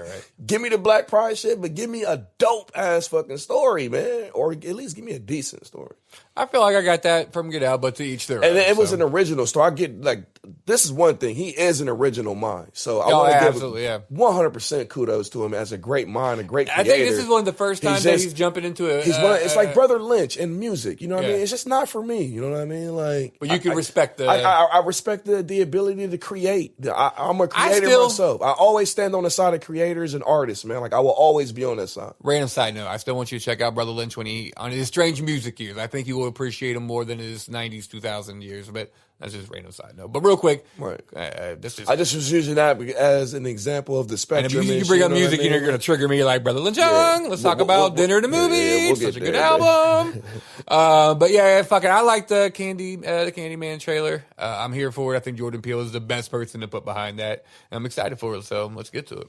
What do you think about the war on sex, man? You know, we've been going through the war on jokes. Is there a war on sex now? The war on Black History Month, and now there's a war on sex, man. The fuck is going on? Trump invading anybody now. Fuck. He really is out there just grabbing him by the pussy. They're out here trying to shut Pornhub down, bro. Yeah, I see. I didn't even look into this. When you sent me the doc, I didn't know that. And I was like, I love topics like this. Yeah, I just want you to tell me this one. It's like, yeah, please inform me, Cash. Okay, so like my co-host, for those of you that don't know and that are unaware, a petition was started to shut down Pornhub by basically being accused of being inadequate at monitoring their content and thus allowing the profit of criminal videos concerning human trafficking, underage porn, shit like that. This petition was launched by change.org, which is a nonprofit organization called Exodus Cry or some shit that seeks to combine prayer and practical ministry to see sex trafficking and slavery ended around the world, which is a very admirable and very virtuous cause. Absolutely, yeah. In a statement responding to this petition, though, Pornhub had this to say. Pornhub has a steadfast commitment to eradicating and fighting any and all illegal content on the internet, including non-consensual content and child sexual abuse material, the website stated. Any suggestion otherwise is categorically and factually inaccurate. While the wider tech community must continue to develop new methods to rid the internet of this horrific content, Pornhub is actively working to put in place state-of-the-art comprehensive safeguards on its platform to combat this material. And they do, too. With that being said, I guess I'll just start off by saying we all know right off rip, sex trafficking, sex slaving, underage sex, all this the most vilest, nastiest, fucking immoralist shit that you can commit as a human being. Some of the most crimes that you can, I believe you are worthy of suffering the most egregious punishments for. You know what I'm saying? Like being buried under jails. Almost, I mean, we can have a discussion about the death penalty one day and shit, man. But some of these crimes, man, worthy of, giving up your life and shit. I agree. I mean, we could use the Joker as a great thought experiment one day. Kind of like, what would you do if the Joker was actually a real person? You know what I'm saying? Like an actual insane person running around out here and shit. How do you deal with that? You just kill him? Like, is that humane? Like, is that the right thing? Or is it the right thing to do? Fuck if it's humane. Like, right. Where's the line in that? But off topic, whatever and shit. Oh, I could always talk about Joker. Yeah, that's why he's always a perfect case study for things like that in my mind and shit. Yeah. But, just saying that all of that shit is, we all know that that's sick shit.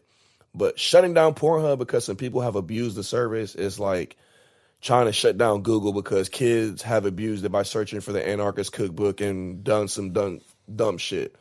Or like trying to make Facebook go out of business because like the Taliban posted a live feed on their service that recruited terrorists that ended up doing some shit. That you go after Facebook for it or something.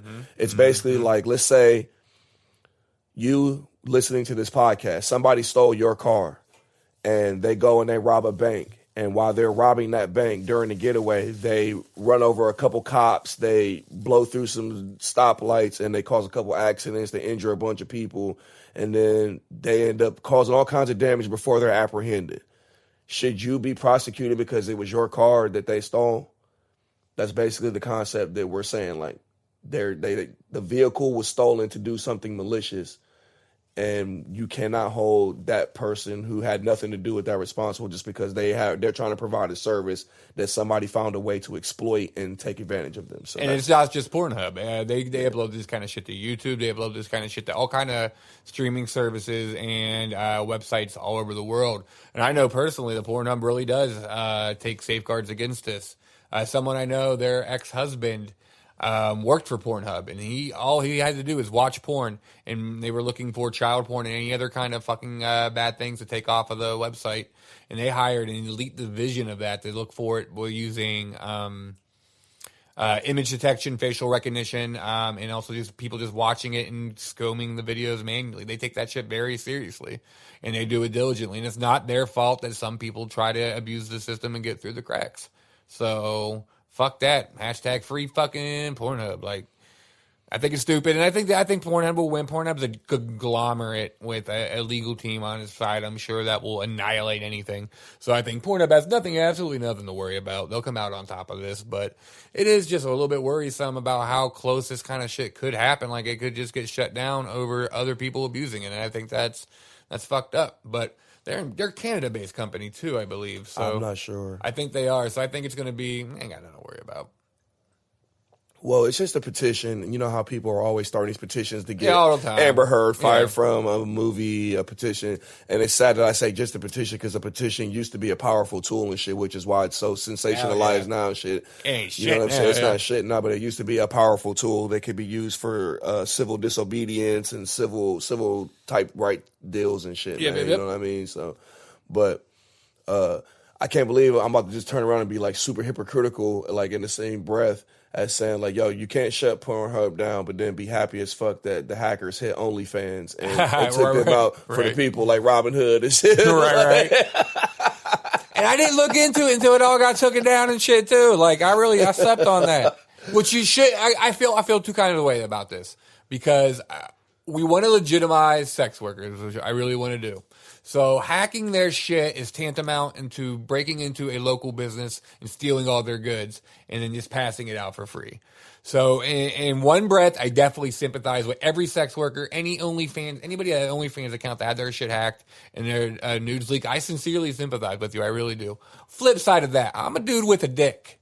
And I like boobs. So a bunch of pretty chicks with tits that I know getting their pictures, I might take a look or two. I might. I know I did to my absolute favorite when her news got leaked a little bit ago, but I looked. Shit. The yeah. fuck? My wife is pissed off too. I bet. She's mad as fuck. She thinks she busted me on some shit. She fucking texted me last night talking about, you got an OnlyFans account? How did I fucking find this? Blah, blah, blah, blah, blah. I'm like, yo, chill. Shut the fuck up. Is that happening? Yeah, it's really happening and shit, bro. He's like, yeah, this is my life. It's really Don't happening worry. and shit, Don't man. Why was she? And I'm like, ask questions. and I'm like, when I first heard about OnlyFans and shit, I went and I checked it out and shit. And then when I saw that it was, you got to pay for the subscriptions and all that shit, and it's like, why am I gonna pay for porn and shit? Pornhub is free. X videos is free. Like, there's all these porn sites out here. If I want to get porn, I can just get porn. You know what I'm saying? Like, I don't need to get your specific porn. There's plenty of porn available. And I'm not that big. And they all, yeah, that's what I'm saying. Yeah. And all you bitches look the same. You know what I'm saying? Like, and I don't want to be disrespectful. I'm waiting for it. I'm not trying to be disrespectful. I'm not trying to be disrespectful. Even though it sounded disrespectful, I'm just saying, all y'all Instagram chicks, man, y'all all like going out trying to do the same thing. Y'all all look the same. Just different heights, different hair color, maybe different context. Like, y'all look the same, and y'all be getting me in fucking trouble for some reason and shit. Like, I have to deal with like stupid stress all the fucking time. I'm about to call my wife right now and see if she's gonna talk to me. Oh, is that what we're doing today? That's what I'm doing right now, just on a random fly and I'm about shit. to say, this was not planned, ladies and gentlemen. I'm just gonna sit back and relax. This is gonna be good. No, she's probably not going to answer, but if she does, she's going to probably go off, and I'm probably going to end up hanging up on her. Like, for sure. Amber, for real, I had no idea about this. Please don't hate me any further. There's headphones if you want to listen. If not, sit back and enjoy. I forgot we fancy now.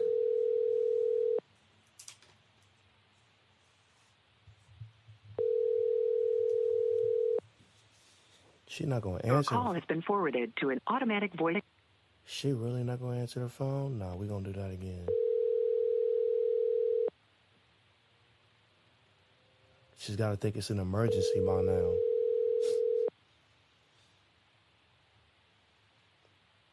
I could be dying. She doesn't care about my life at all. She might have me blocked because she is pissed at me. Call has right been now. forwarded to an Well, there's that. Ba-da-ba-ba-da-ba. But regardless, I'm not even mad at the hackers for hitting the OnlyFans, though. Like, I guess, whatever. It happens all the time, and I guess you should be prepared for this. And there are ways to prevent it. It's just being too cheap. You know what I mean?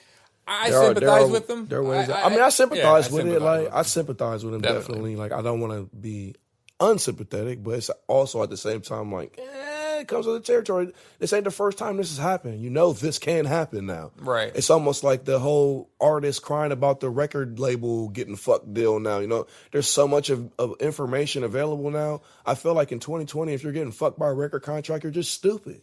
I don't know. I feel You know like, what I'm saying? Like, it kind of comes off like victim blaming. That's like saying, hey, man, you open up your own convenience store, you know motherfuckers get robbed. I don't want to hear you getting complained you got robbed. No, that's not fair because Isn't that the same thing? No, it's like just because you walk outside doesn't mean you might not get stabbed. Like, you could just say that all day long. You know what I mean? Like, I know, but saying there's that certain risk levels with things, and you kind of can. If this is somebody when you're dealing with your cloud services, and you know you're dealing with something that has been hit before, like people get their news leaked all the time. And as someone who thought that was really important to them, you would think security. What if they were on a secure net where hackers are good? Then Like, I would be suing the fuck out of somebody and getting paid. and bet somebody is. But I'm just saying, let's take it that these people are smart about it, especially the ones that are doing And I'm this not for trying to say that. legitimate I'm business. just saying, but there are some people who got caught in this that are just lazy as fuck. Yeah. And just don't, oh my God, my news got leaked. Yeah. And Trusting OnlyFans that there's a legitimate secure site, like they thought they were doing the right thing and they got hit. Like, that's why it's 50-50. I feel what you're saying. I'm not disagreeing whatsoever. Like, it comes with the territory. But I also feel bad if we're going to legitimize sex workers and people selling nudes and shit. If that's your only means of income, somebody steals that and it goes all over the internet. Now people aren't paying as much anymore or buying your shit because why you come not? at it from a theft angle, I have to agree. I can't. You know? So that's why I'm trying to look at it from every kind of different So point of view. So from their point of view, like that's really hurting my income and my business. That's why I sympathize with them. I do. When you hit it from the economic, that's stealing. Yep. That isn't morally bad. But oh shit, I guess I got a phone call. Hello? Did you call me? Huh? What are you doing? At my sister's house?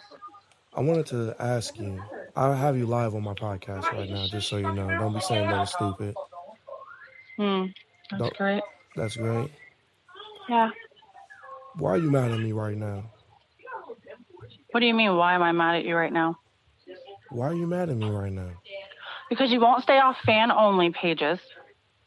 You have several social media accounts with several people on them that you do not know, and I respectfully asked you to create an account that was a family and close friends only account when you were uploading pictures of our children or our family, because I did not want our family involved with all your extra activities that you like to include yourself with. And you told me to grow up and told me that it wasn't, I'm childish because I don't want our kids plastered around a bunch of people you don't know. Okay, now, if I reply to you and say that you have no problem with your kids having TikTok accounts and YouTubes and Instagrams and Snapchats where they post themselves in front of strangers every day that they don't know, and you have no problem with that, do you understand why when you say that to me, it makes me feel like that you're trying to control me and tell me that I can't have freedom just because you just want to have some control over me? Gosh, I don't really give a fuck what you do, if you'd like me to be honest. I'm just really tired. Every time I turn around, you have to be watching somebody's pussy or ass and titties shake everywhere. You have to jack your dick off more than you have sex. Like, that's a problem for me. And you really think that that's something that's and you don't reality. seem to understand. You don't seem to understand why it bothers me. And, oh, I'm a married man, but it's acceptable for me to constantly be looking at other women naked, but rarely acknowledge my wife. Yeah, okay. Well, thank you for all of that great input that's not really true or accurate. Okay, Cash, if you say it's not. I'm sorry that you try to use your baggage and insecurities to dump onto me. My what? Why can't you just be respectful and not do it? I don't understand how it's understand. disrespectful for me to have an Instagram account that is based on an app for looking at pictures, to have pictures of things that I find to be appealing. Well, I mean, if we really wanted to go into the background to why this is a problem, we could, but I'd rather not put all that out there. But you know as well as I know why it's a problem. I guess. But I just wanted to let you know I love you. I'm sure you And do. I just- can tell so much every day. I just wanted to let you know. Okay, gosh. See you later. I... That's what OnlyFans is doing to my goddamn life. That's what OnlyFans is doing to my life. Maybe I'm not the toxic friend. Maybe I'm not as bad as I thought I was. You know what? I feel like you do bad all on your own, buddy. Good shit. It's always fun to randomly bring the wife on the podcast. I was too scared to say anything that time. I just sat in the corner and didn't say nothing. I actually sunk up. I was going to say Brody Bruce's was one time my cousin Walter got a cat stuck up his ass speech from Mallrats just to see what she said. But you know what? I tested the vibe and I don't think she would have responded well. So I just stayed on my corner of the couch and behaved myself. Is there any semblance of sense that made anything? Be honest with me. I'm having a very vulnerable moment. I'm not going to do that today. Nope. I'm on like that thin of a line with the missus as it is. I'm not playing anything where you're going to get mad at me, where she going to get mad at me. Not going to do it with today. Nope, ain't going to do it. This motherfucker's a bitch. How's that? What do you mean? You can't give your honest answer? What was the question again? Really, nigga? She's mad at me because I won't stop posting pictures of my kids on my Facebook. And I have people that she feels like I don't know. She doesn't consider an internet relationship a real relationship.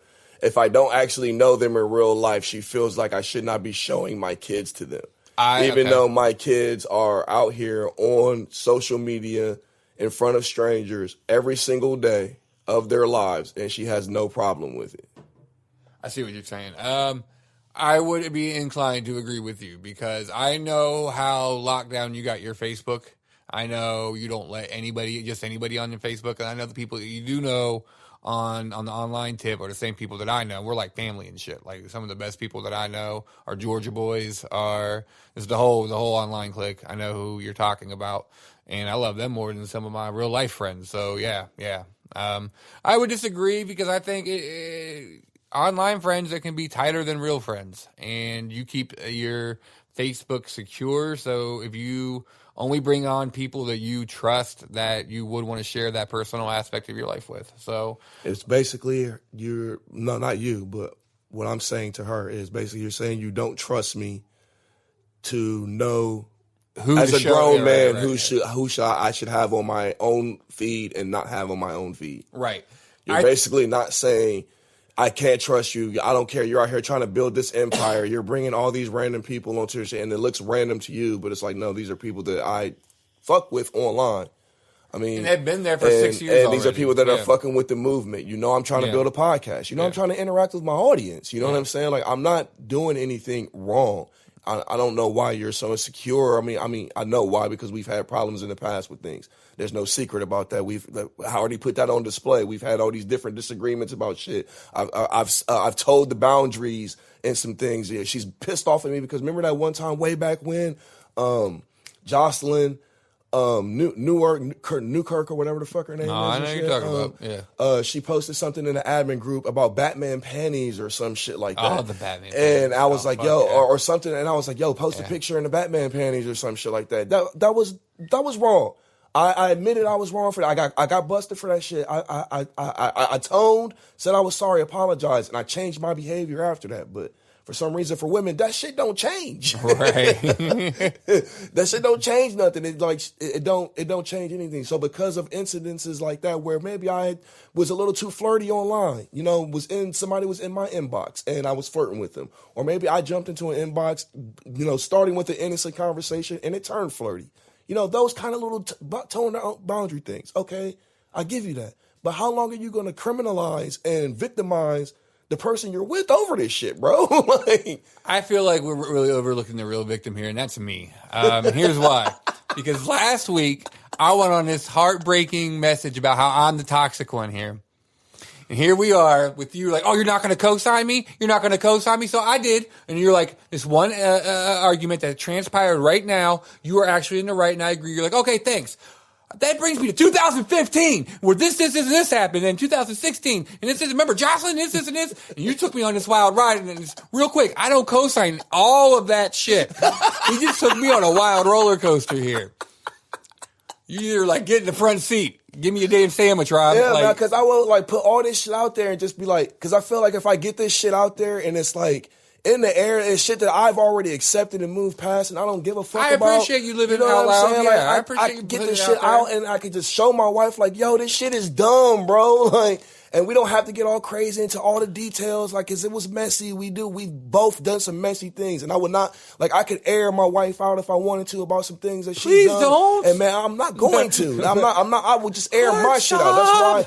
And you see how she has no problem airing me out, though. She knows this podcast goes on, it's going to get listened to, mad motherfuckers. And she has no problem kicking my back in. Yeah. But you see me being a respectful man that I am, only trying to defend myself and explain my situation without kicking in my wife's back at the same time. But that shit would get overlooked as a man. You know, I would get overlooked by that shit. And like I said, I know I've been wrong. What man has not committed some sins in this motherfucker, bro? Show me a perfect man. Like, what are we talking about? My boy Cash up here trying to be the martyr, saying, he without sin cast the first stone. Man, you guys are like, you are my Howard Stern for this podcast. Like, y'all, you and the wife going back and forth. Like, this is going to be a running thing. Like, I love it. And I bet our audience loves it too. It's never a dull moment and it will go on forever. So, fantastic. Man, whatever. Let's try to get to some fucking new segue musics. So, love it or snuff it, man. Quick, real rapid review segment we got going on right here. Yeah. Just coming off the top real quick. Let's rip them. Just give your quick thoughts, and then we'll move past them as quickly as possible. Get to some fuckboy talk.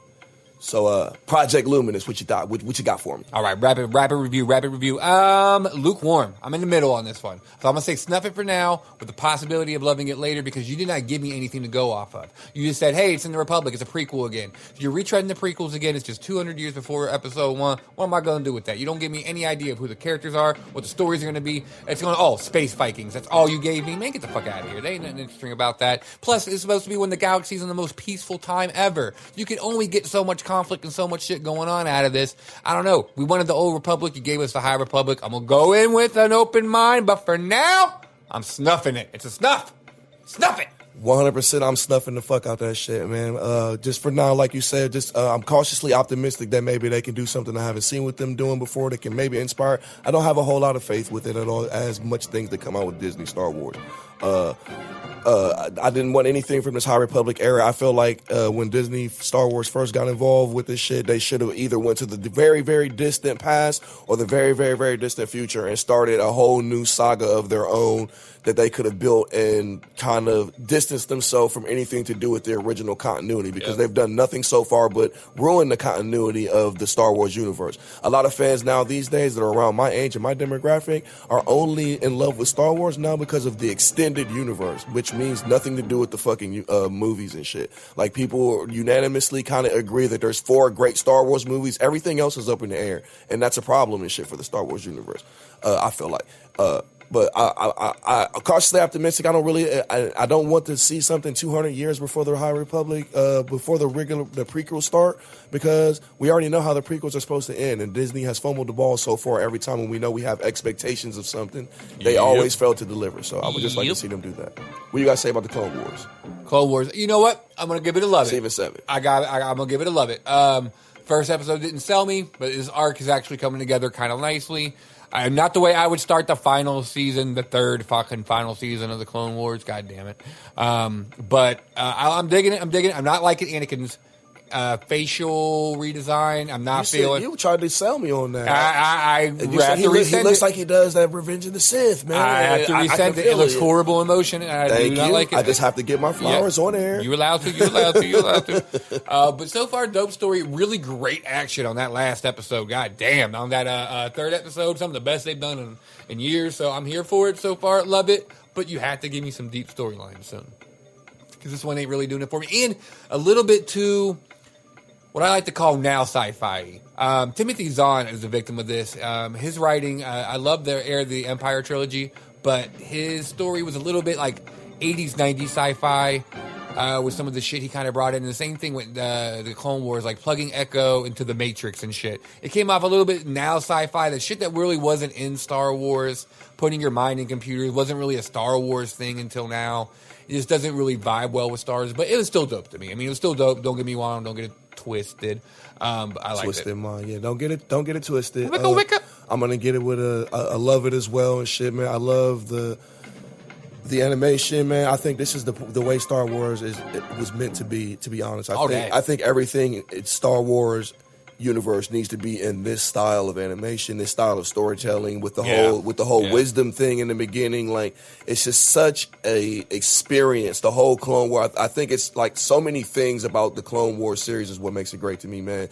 So I'm really just in love with that aspect of it. But I also feel like that I'm just so starved for good Star Wars that, just like with the Mandalorian, that I'm just willing to accept certain things more than I would be on anything else, just because I'm so desperate to have something to like from Star Wars. You know what I mean? I feel so disappointed in so many different things, and I have no faith in like the Project Luminous thing, and it just makes me feel like, oh my God, like, so when I get something, it feels great. But like you said, I feel like it's off to a great start. Like, story-wise, I'm really into it. But at the same time, when I step back and I look from it, it's like, they're really not giving me anything new. These stories were already made way back when. They're just bringing them back and fleshed them out and shit. You know what I mean? So these are already like, you're not giving me nothing new. It's just old shit that you're just really playing on my nostalgia feelings and shit. And I get it. You're getting me. You know, you've got your hooks in me on some shit, so don't get it confused. But I know what you're doing. Yeah. And I know what you're doing, and I see it, and it makes me sad. You know what I mean? Yeah.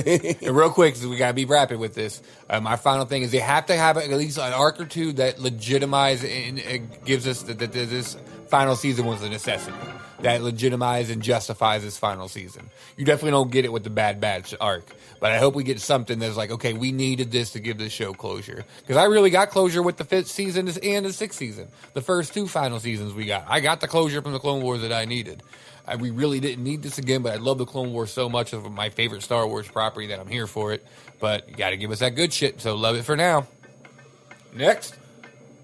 Next up, we got Harley Quinn in the Deathstroke series. Love it or snuff it. Oh, hardcore love for Harley Quinn. I know I said it before, I'll say it again. Not only one of the best DC animated shows in over a decade, it's one of the best animated shows in over a decade. It's better than Rick and Morty. It's better than a lot of animated shows that are coming out and on par with some of the best. It's a 9.8 out of 10, and I say that I don't give that shit out. You know what? Fuck, I'll give it a 10 out of 10. Yeah, I can't think of anything. I was about to come through with the rare 10 out of 10. Just give it a 10 out of 10. I was waiting for you to give me that alley-oop because I was going to come through with it like, CCI. Nope. Not today. I'm giving it that perfect, baby. It's that good. Love it. Love it. I can't believe I waited so long to get in. I've been telling you, too. Yeah, I've been hearing a bunch about it, and when I hear clamoring, I'm naturally adjusted to be like, to repel away from. You don't like buying into the hype. I don't like it when everybody says something is good and like nobody says it's bad. Like it makes me feel like, okay, here we go again with the bandwagon train and shit. But this great show, man. The Deathstroke episode they had was supposed to be like the half of a movie and shit. I thought that was super dope too. But the Harley Quinn, man, I think is not even just across cartoons, period, one of the best cartoons ever. I echo everything you said. I mean, man, it's absolutely brilliant. The cerebral fucking shit in there, man. The animation is really like cool. You know what I'm saying? Like, top notch voice acting. It's toxic as fuck, bro. That's why it is too. It is toxic as fuck. It's everything that South Park originally was. Like it being controversial. I categorize that in my head like Teen Titans Go meets South Park. Meets Boondocks or some shit. It really is. Real shit. And Deathstroke, to give that's a love it too. Like, goddamn, y'all don't sleep on this CW Seed animation show, Deathstroke. All the CW Seed animated movies are absolutely brilliant to begin with. This Deathstroke is the best Deathstroke origin I've seen brought out of the comics. I want to say it's better than Arrow. I want to say it's better than Titan Season 2. And I want to say it's definitely better than the Teen Titans animated series. Like, this is Deathstroke, motherfucker. Yeah. Like, this is goddamn Deathstroke from the comics brought to life. So hardcore love it. Love it. Superman Red Sun, love it or snuff it. I actually love it. I know this is a point of separation for some fanboys. Really? I love it. I love it. I'm upset. I can't believe that. Some people are like, that's mad differences. It separates this and that and the other from the comics. It does that sometimes. I love it. What do you expect them to do in like a $1:30 running time? Like you have an hour and 30 minutes, if that, like an hour and 20, I want to say. And that's up from the 70 minutes, 75 we used to get. Now we're getting close to at least an hour and a half with these bitches. And I think they really gave us a full-fledged movie, top-tier animation, some cerebral fucking plots, and did a good job adapting the comics and putting their own little twist on it. I 100% agree and shit, but for like my from the angle I'm coming at it from, like I read Red Sun, but it was a long time ago. It was one of those deals where like you read it on your journey of when you're first getting into Superman. You're like, I want to get into Superman. What stories do I read? Yeah. And you go burn through all the first stories and shit. And that was forever ago for me and shit. You know what I mean? So when I was watching this movie, I could recognize little things that really, I had to go look up some of the things that were different because it's been so long since I read it. You know what I mean? My memory is shitty. I'm not going to sit here and pretend like I'm some data bank for unlimited comic book information and shit. There's a lot in here, but I've forgotten so much shit that more. We're really good, you know what I'm saying? Especially with the Elseworlds too. Like you see, especially like the same thing with Kingdom Come. Kingdom Come was one of those things when I first got my journey. I definitely picked up Kingdom Come in the '90s. But if it's an Elseworld, I don't often revisit it and shit. 100%. And I was brought, and that's one of the reasons I don't like Elseworld stories. I always rail against them and shit because they're those one shots, man. You read them once and you never go back. Never to really them, go back to them. I mean, not to take anything away from them and shit. They'd be great stories, but then they're just forgotten. And the only time you hear about them or think about them again is when somebody's mentioning them, and you only remember highlights from it. And that's just the way it was for me. So I appreciated this movie. It was really well done, even though there were major changes in some of the lore when I went back and looked at it and compared it. And I'm gonna go back and read it again and shit. Just for research on this, for the sake of this podcast, I went back and looked at some of the differences and shit. And I'm like, okay, yeah. So I mean, I get it as someone who's always a stickler for source material accuracy and shit, but as someone who respects the creative liberties you take with it, if you do it well, I feel like this was done well. So absolutely, I love it. Agreed. Final Fantasy 7 demo, man. I know you love it, man. So what you gonna give a 20 out of 10? Yeah, just sum up what you love about it, man, because I haven't even played it. So. Baby, I love your way every day.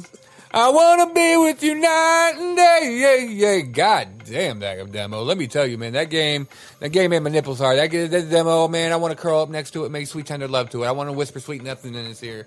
I would let it beat me around a little bit, and I would just tell people I ran into a doorknob. I love that fucking demo so much. It was everything I wanted and more. We've been waiting for this. It's been announced since 2015. We're finally getting the goddamn demo to get a taste of it. I can understand some traditional fans kind of being upset that it breaks the traditional JRPG format, and I really get that. I'm a turn-based kind of cat myself, but I can appreciate the action it takes. And when you can really slow down and use the active time battle menu in this, and it really does kind of slow down, it still kind of feels like a turn-based RPG. It's kind of best of both worlds. But the music, the nostalgia, the graphics, the everything, like this is going to be wonderful. My only complaint is how Square is presenting it by chopping it up in separate episodes and separate games. They're really going to milk this bitch for everything it's worth. If they give it to me in a timely and cost-effective fashion, I won't bitch as much. But that's really going to be my only naysay now, and the countdown's on. So hardcore, love it, love it, love it. It was fucking amazing. Oh, yeah. Well, that's all we got for Love It or Snuff It. Let's get up out of here.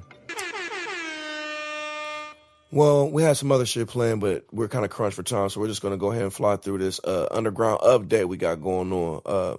Flav got dismissed by Public Enemy. Go Google that shit if it was really that important to you. It was only important to me because Public Enemy is a big staple in hip-hop. They got, political rap, popping back in the day and shit, really iconic in that status and shit. They stood for a lot of things during a time where they were trying to cancel rap for real, like legally and all kinds of shit. So they were really iconic in that. And to see them splitting up like this is kind of crazy. But you kind of understand that groups don't really stay together forever. Money gets involved, drugs gets involved, shit like that or whatever. So if you really want another whole in-depth story, go ahead and drop through for that. Other than that, all I had was the Jadakiss album review, which basically it's more of the same Jadakiss, man. At the end of the day, overall, I give it a strong 2.75 mics out of 5, just based on, it had some solid production, delivered the same consistent shit that you expect from Jadakiss these days, the gritty raps, the really colorful metaphors and stuff like that. It was a little mainstreamy, which is why I only rated a little bit higher than average, 2.5 being average out of 5 mics and shit. Just kind of a little mainstreamy sound, kind of poppy, a lot of things, but I get it because the theme of the album is dedicated to the homeboy and shit like that. So it was a decent project, but not something I'll revisit. And that's really all I got for updates in the underground. Updates in the underground. What I got, excuse me, got that goddamn corona coming around the corner is just a couple of updates. Gmo Ski. He blessed us with the beautiful fucking theme song that you hear every damn time you're going to listen to our podcast. We're going to run that bitch till 2052. But Word. He dropped a new single, Smash. I've been waiting for this one because he got the goddamn goat in the video. He's been trying to get this goat in the video for a long time. He was posting conversations he was having with this goat handler. And she was like, "You're not going to eat it or anything, are you?" And one of his followers was like, "Wait till she Googles your music. You sure as shit ain't going to get that goat."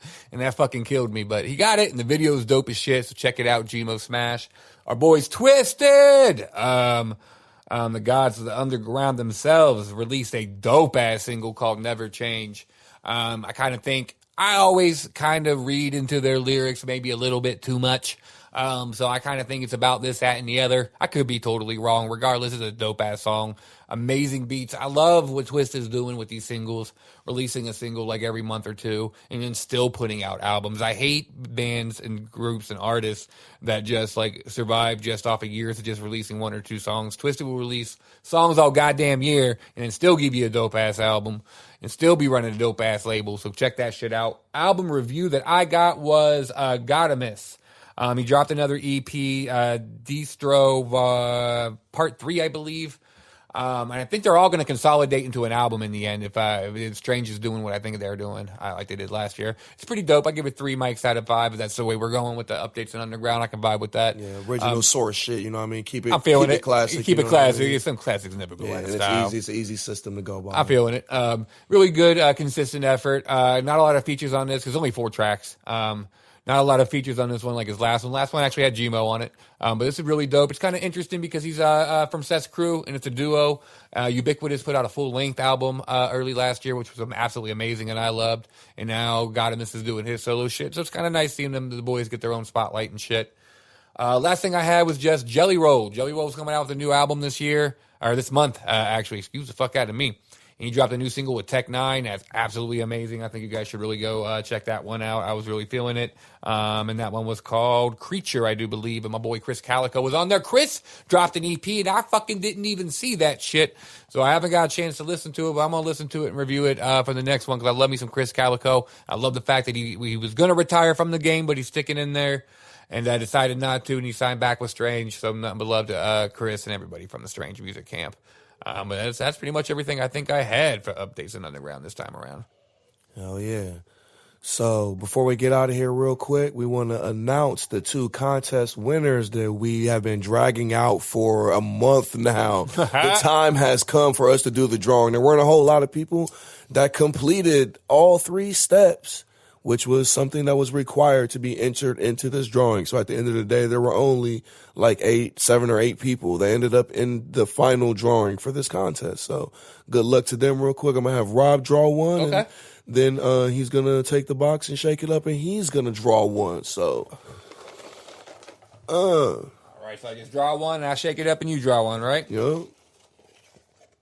All right. So the first, I'll make sure that goes back in. The first winner for the Uncommon Sense podcast is, one of my friends, Kayla Crawford. That's what's up, yeah. Dope. Congratulations to you, Kayla. Podcast, yes.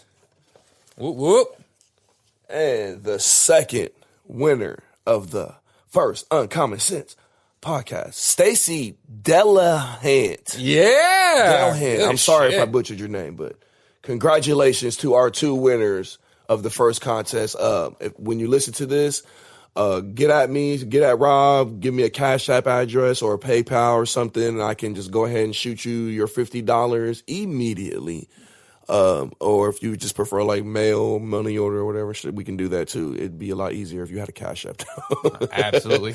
I got a new contest though. $50 Amazon gift card for any new subscriber that listened. If you came in here listening just for the Twiztid interview and you actually listened the whole way through, if you pound that sub button and you email us, we're going to leave our email in the subscription. You will get a $50 Amazon gift card. We're going to draw it at random. I'll leave this contest open for a month. Prove that you're a new fan. Prove that you subscribed. You can win a $50 gift card. Damn, he just be doubling down on shit. We're going with it. I told you I'm broke we now. on the street. I'm broke now. But shout outs to everybody, man, that made this podcast possible. Shout out to my wife, man, even though you guys hear that kind of arguing and shit like that. I let you guys in on this vulnerable moment, man. Understand we are very much in love. And this is what marriage is, bro. Like, motherfuckers fuck up and they have to deal with insecure shit all the time. And I have to deal with the consequences of my actions. This is what men do. But I've been with this woman for 10 years. I wouldn't be with anybody else. I love my family. I would do anything for her and anything in that atmosphere. It's unquestioned. You know, that there's a difference between loyalty and faithfulness, which I possess both of, but we can have that discussion one day because I know women will want to argue loyalty and faithfulness are the same exact thing. But that's a podcast for a fuckboy talk another day that we didn't get to today because we're pressed for time. I'm sorry because I had some great ones. Like, we had some shit planned, but yeah, we got. What did we lose time on? I thought we were doing good. We went down some rabbit hole, I guess. We went down a rabbit hole with my wife, but you know how we get. And that was kind of just on the moment thing because we were on the OnlyFans thing, and I was like, you know what, content. And I kind of want to adjust this with her, and what a better way to do it publicly because then I can kind of hold myself to a standard and she can hold me to a standard. It's kind of weird kind of thing. I'm kind of fucked up in that. It's kind of fucked up in the head and shit because I wanted to make my case kind of publicly, kind of bring it to the public, a court of opinion. You're sacrificing yourself on the altar of dignity in a way, in the public court, in their opinion. In a way of trying to show how you can get past these things in relationships in a way too, man, because it's like, understand what's really happening here. I love you. Right. I'm with you. It doesn't matter what my eyes do or what goes on in my brain and all this other shit, my actions in the everyday world. Like, I love you. Like, we have something great and we share something great if we just focus on what's great. You know what I'm saying? Right. Like, and understanding we have flaws and shit, man. Like, people have this crazy, man, you about to get me started, because they have this crazy romanticized idea of love, and they have this crazy idea that, like, love is some kind of crazy fairy tale type shit, and that's not what love is, It's not what bro. it is, sir. It's not what it is. Trust and believe. That's not what it is, man. Trust and believe. But, yeah, shout out to everybody who made this shit possible, man. Amy, Tim, and T-Man, Jamie Madrox, man, Lamar Kane, Sean Threads, fucking shout out to all the Up Your Geek writers coming up to step up to help us write, man. Fucking Chris Nugent, Michael Odin. I'm sorry if I messed your name up. It's Odin's son now. You know what I mean? And that's all I got, man. You got anything else? Yeah. Don't forget about The Vanishing, still out if you want to purchase or whatever. Yeah, my boy wrote a book, so check out The Merchandise Vanishing. coming soon. Cash Coffee wrote a book. cups, Cash wrote a book. T-shirts. No, not the book, but for the podcast. I'm still plugging the book, goddammit. But the book is dope too. Book is hella dope. Finally ordering it tomorrow, by the way. I'm the worst best friend fucking ever right now. Man, Don't worry, I'm going big. So wait till you see it. I can't wait to see the meme. Wait till you see it. But, it's gonna be great. I can't wait to see the meme. It's going to be good. It's not going to be like the toilet paper one. But Jamie Madrox, if you just so happen to just listen to this podcast in itself and not just the interview to make sure we didn't drag you through the mud or something, I really do want to thank you again, man. It meant the world to me to get a chance to talk to you. I think you're absolutely brilliant. You helped me through a lot of dark times in my life. It was a blessing to talk to you. So thank you for taking the time out. Amy, you were amazing to make this happen. Lamar, nothing but love, brother. We're going to take over the world. Sean Threads, thanks for so much for everything you do. Gmo Ski, nothing but love. We're going to ride with you to the end this year. Filth King. Let me tell you, we're definitely going to be plugging the filth element. And hey, man, we got Jamie on here, so you got to do us a solid, do an interview here soon too, man. But much love. Random motherfucker who did our animated anime intro. Much love to you too. We'll figure out who the fuck you are and get you plugged up. But anybody who's been supporting us, we really do love you. As you guys can tell, we got some big things going on, some big things we getting planned. So anybody that especially rolled with us with the beginning, like we know who you are. And we definitely are not going to forget. So going forward, if there's any way that we can promote any of our day oneers, your underground hustles, your art companies, your music ambitions, let us know. And it's going to be free love. Let us know. We'll put your shit out there. We'll try to advertise you as much as we can. I'm being dead ass serious. Get in our inbox. Anything that we can do to help you, we're definitely going to do it. And thank you for supporting us. Much love. And remember, fellas, if you decide to be with a crazy woman like the one you just heard earlier in this podcast, be smarter than me and make sure she's at least a millionaire. I'm out. Peace. All right, what's up? This is Jamie Madrox, and you're listening to Uncommon Sense, a podcast about nothing.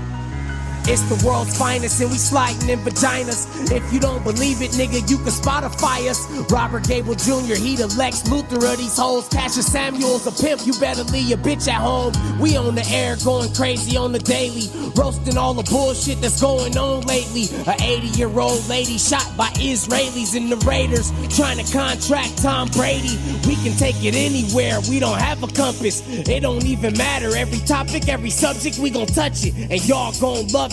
So welcome to Uncommon Sense, a podcast about nothing.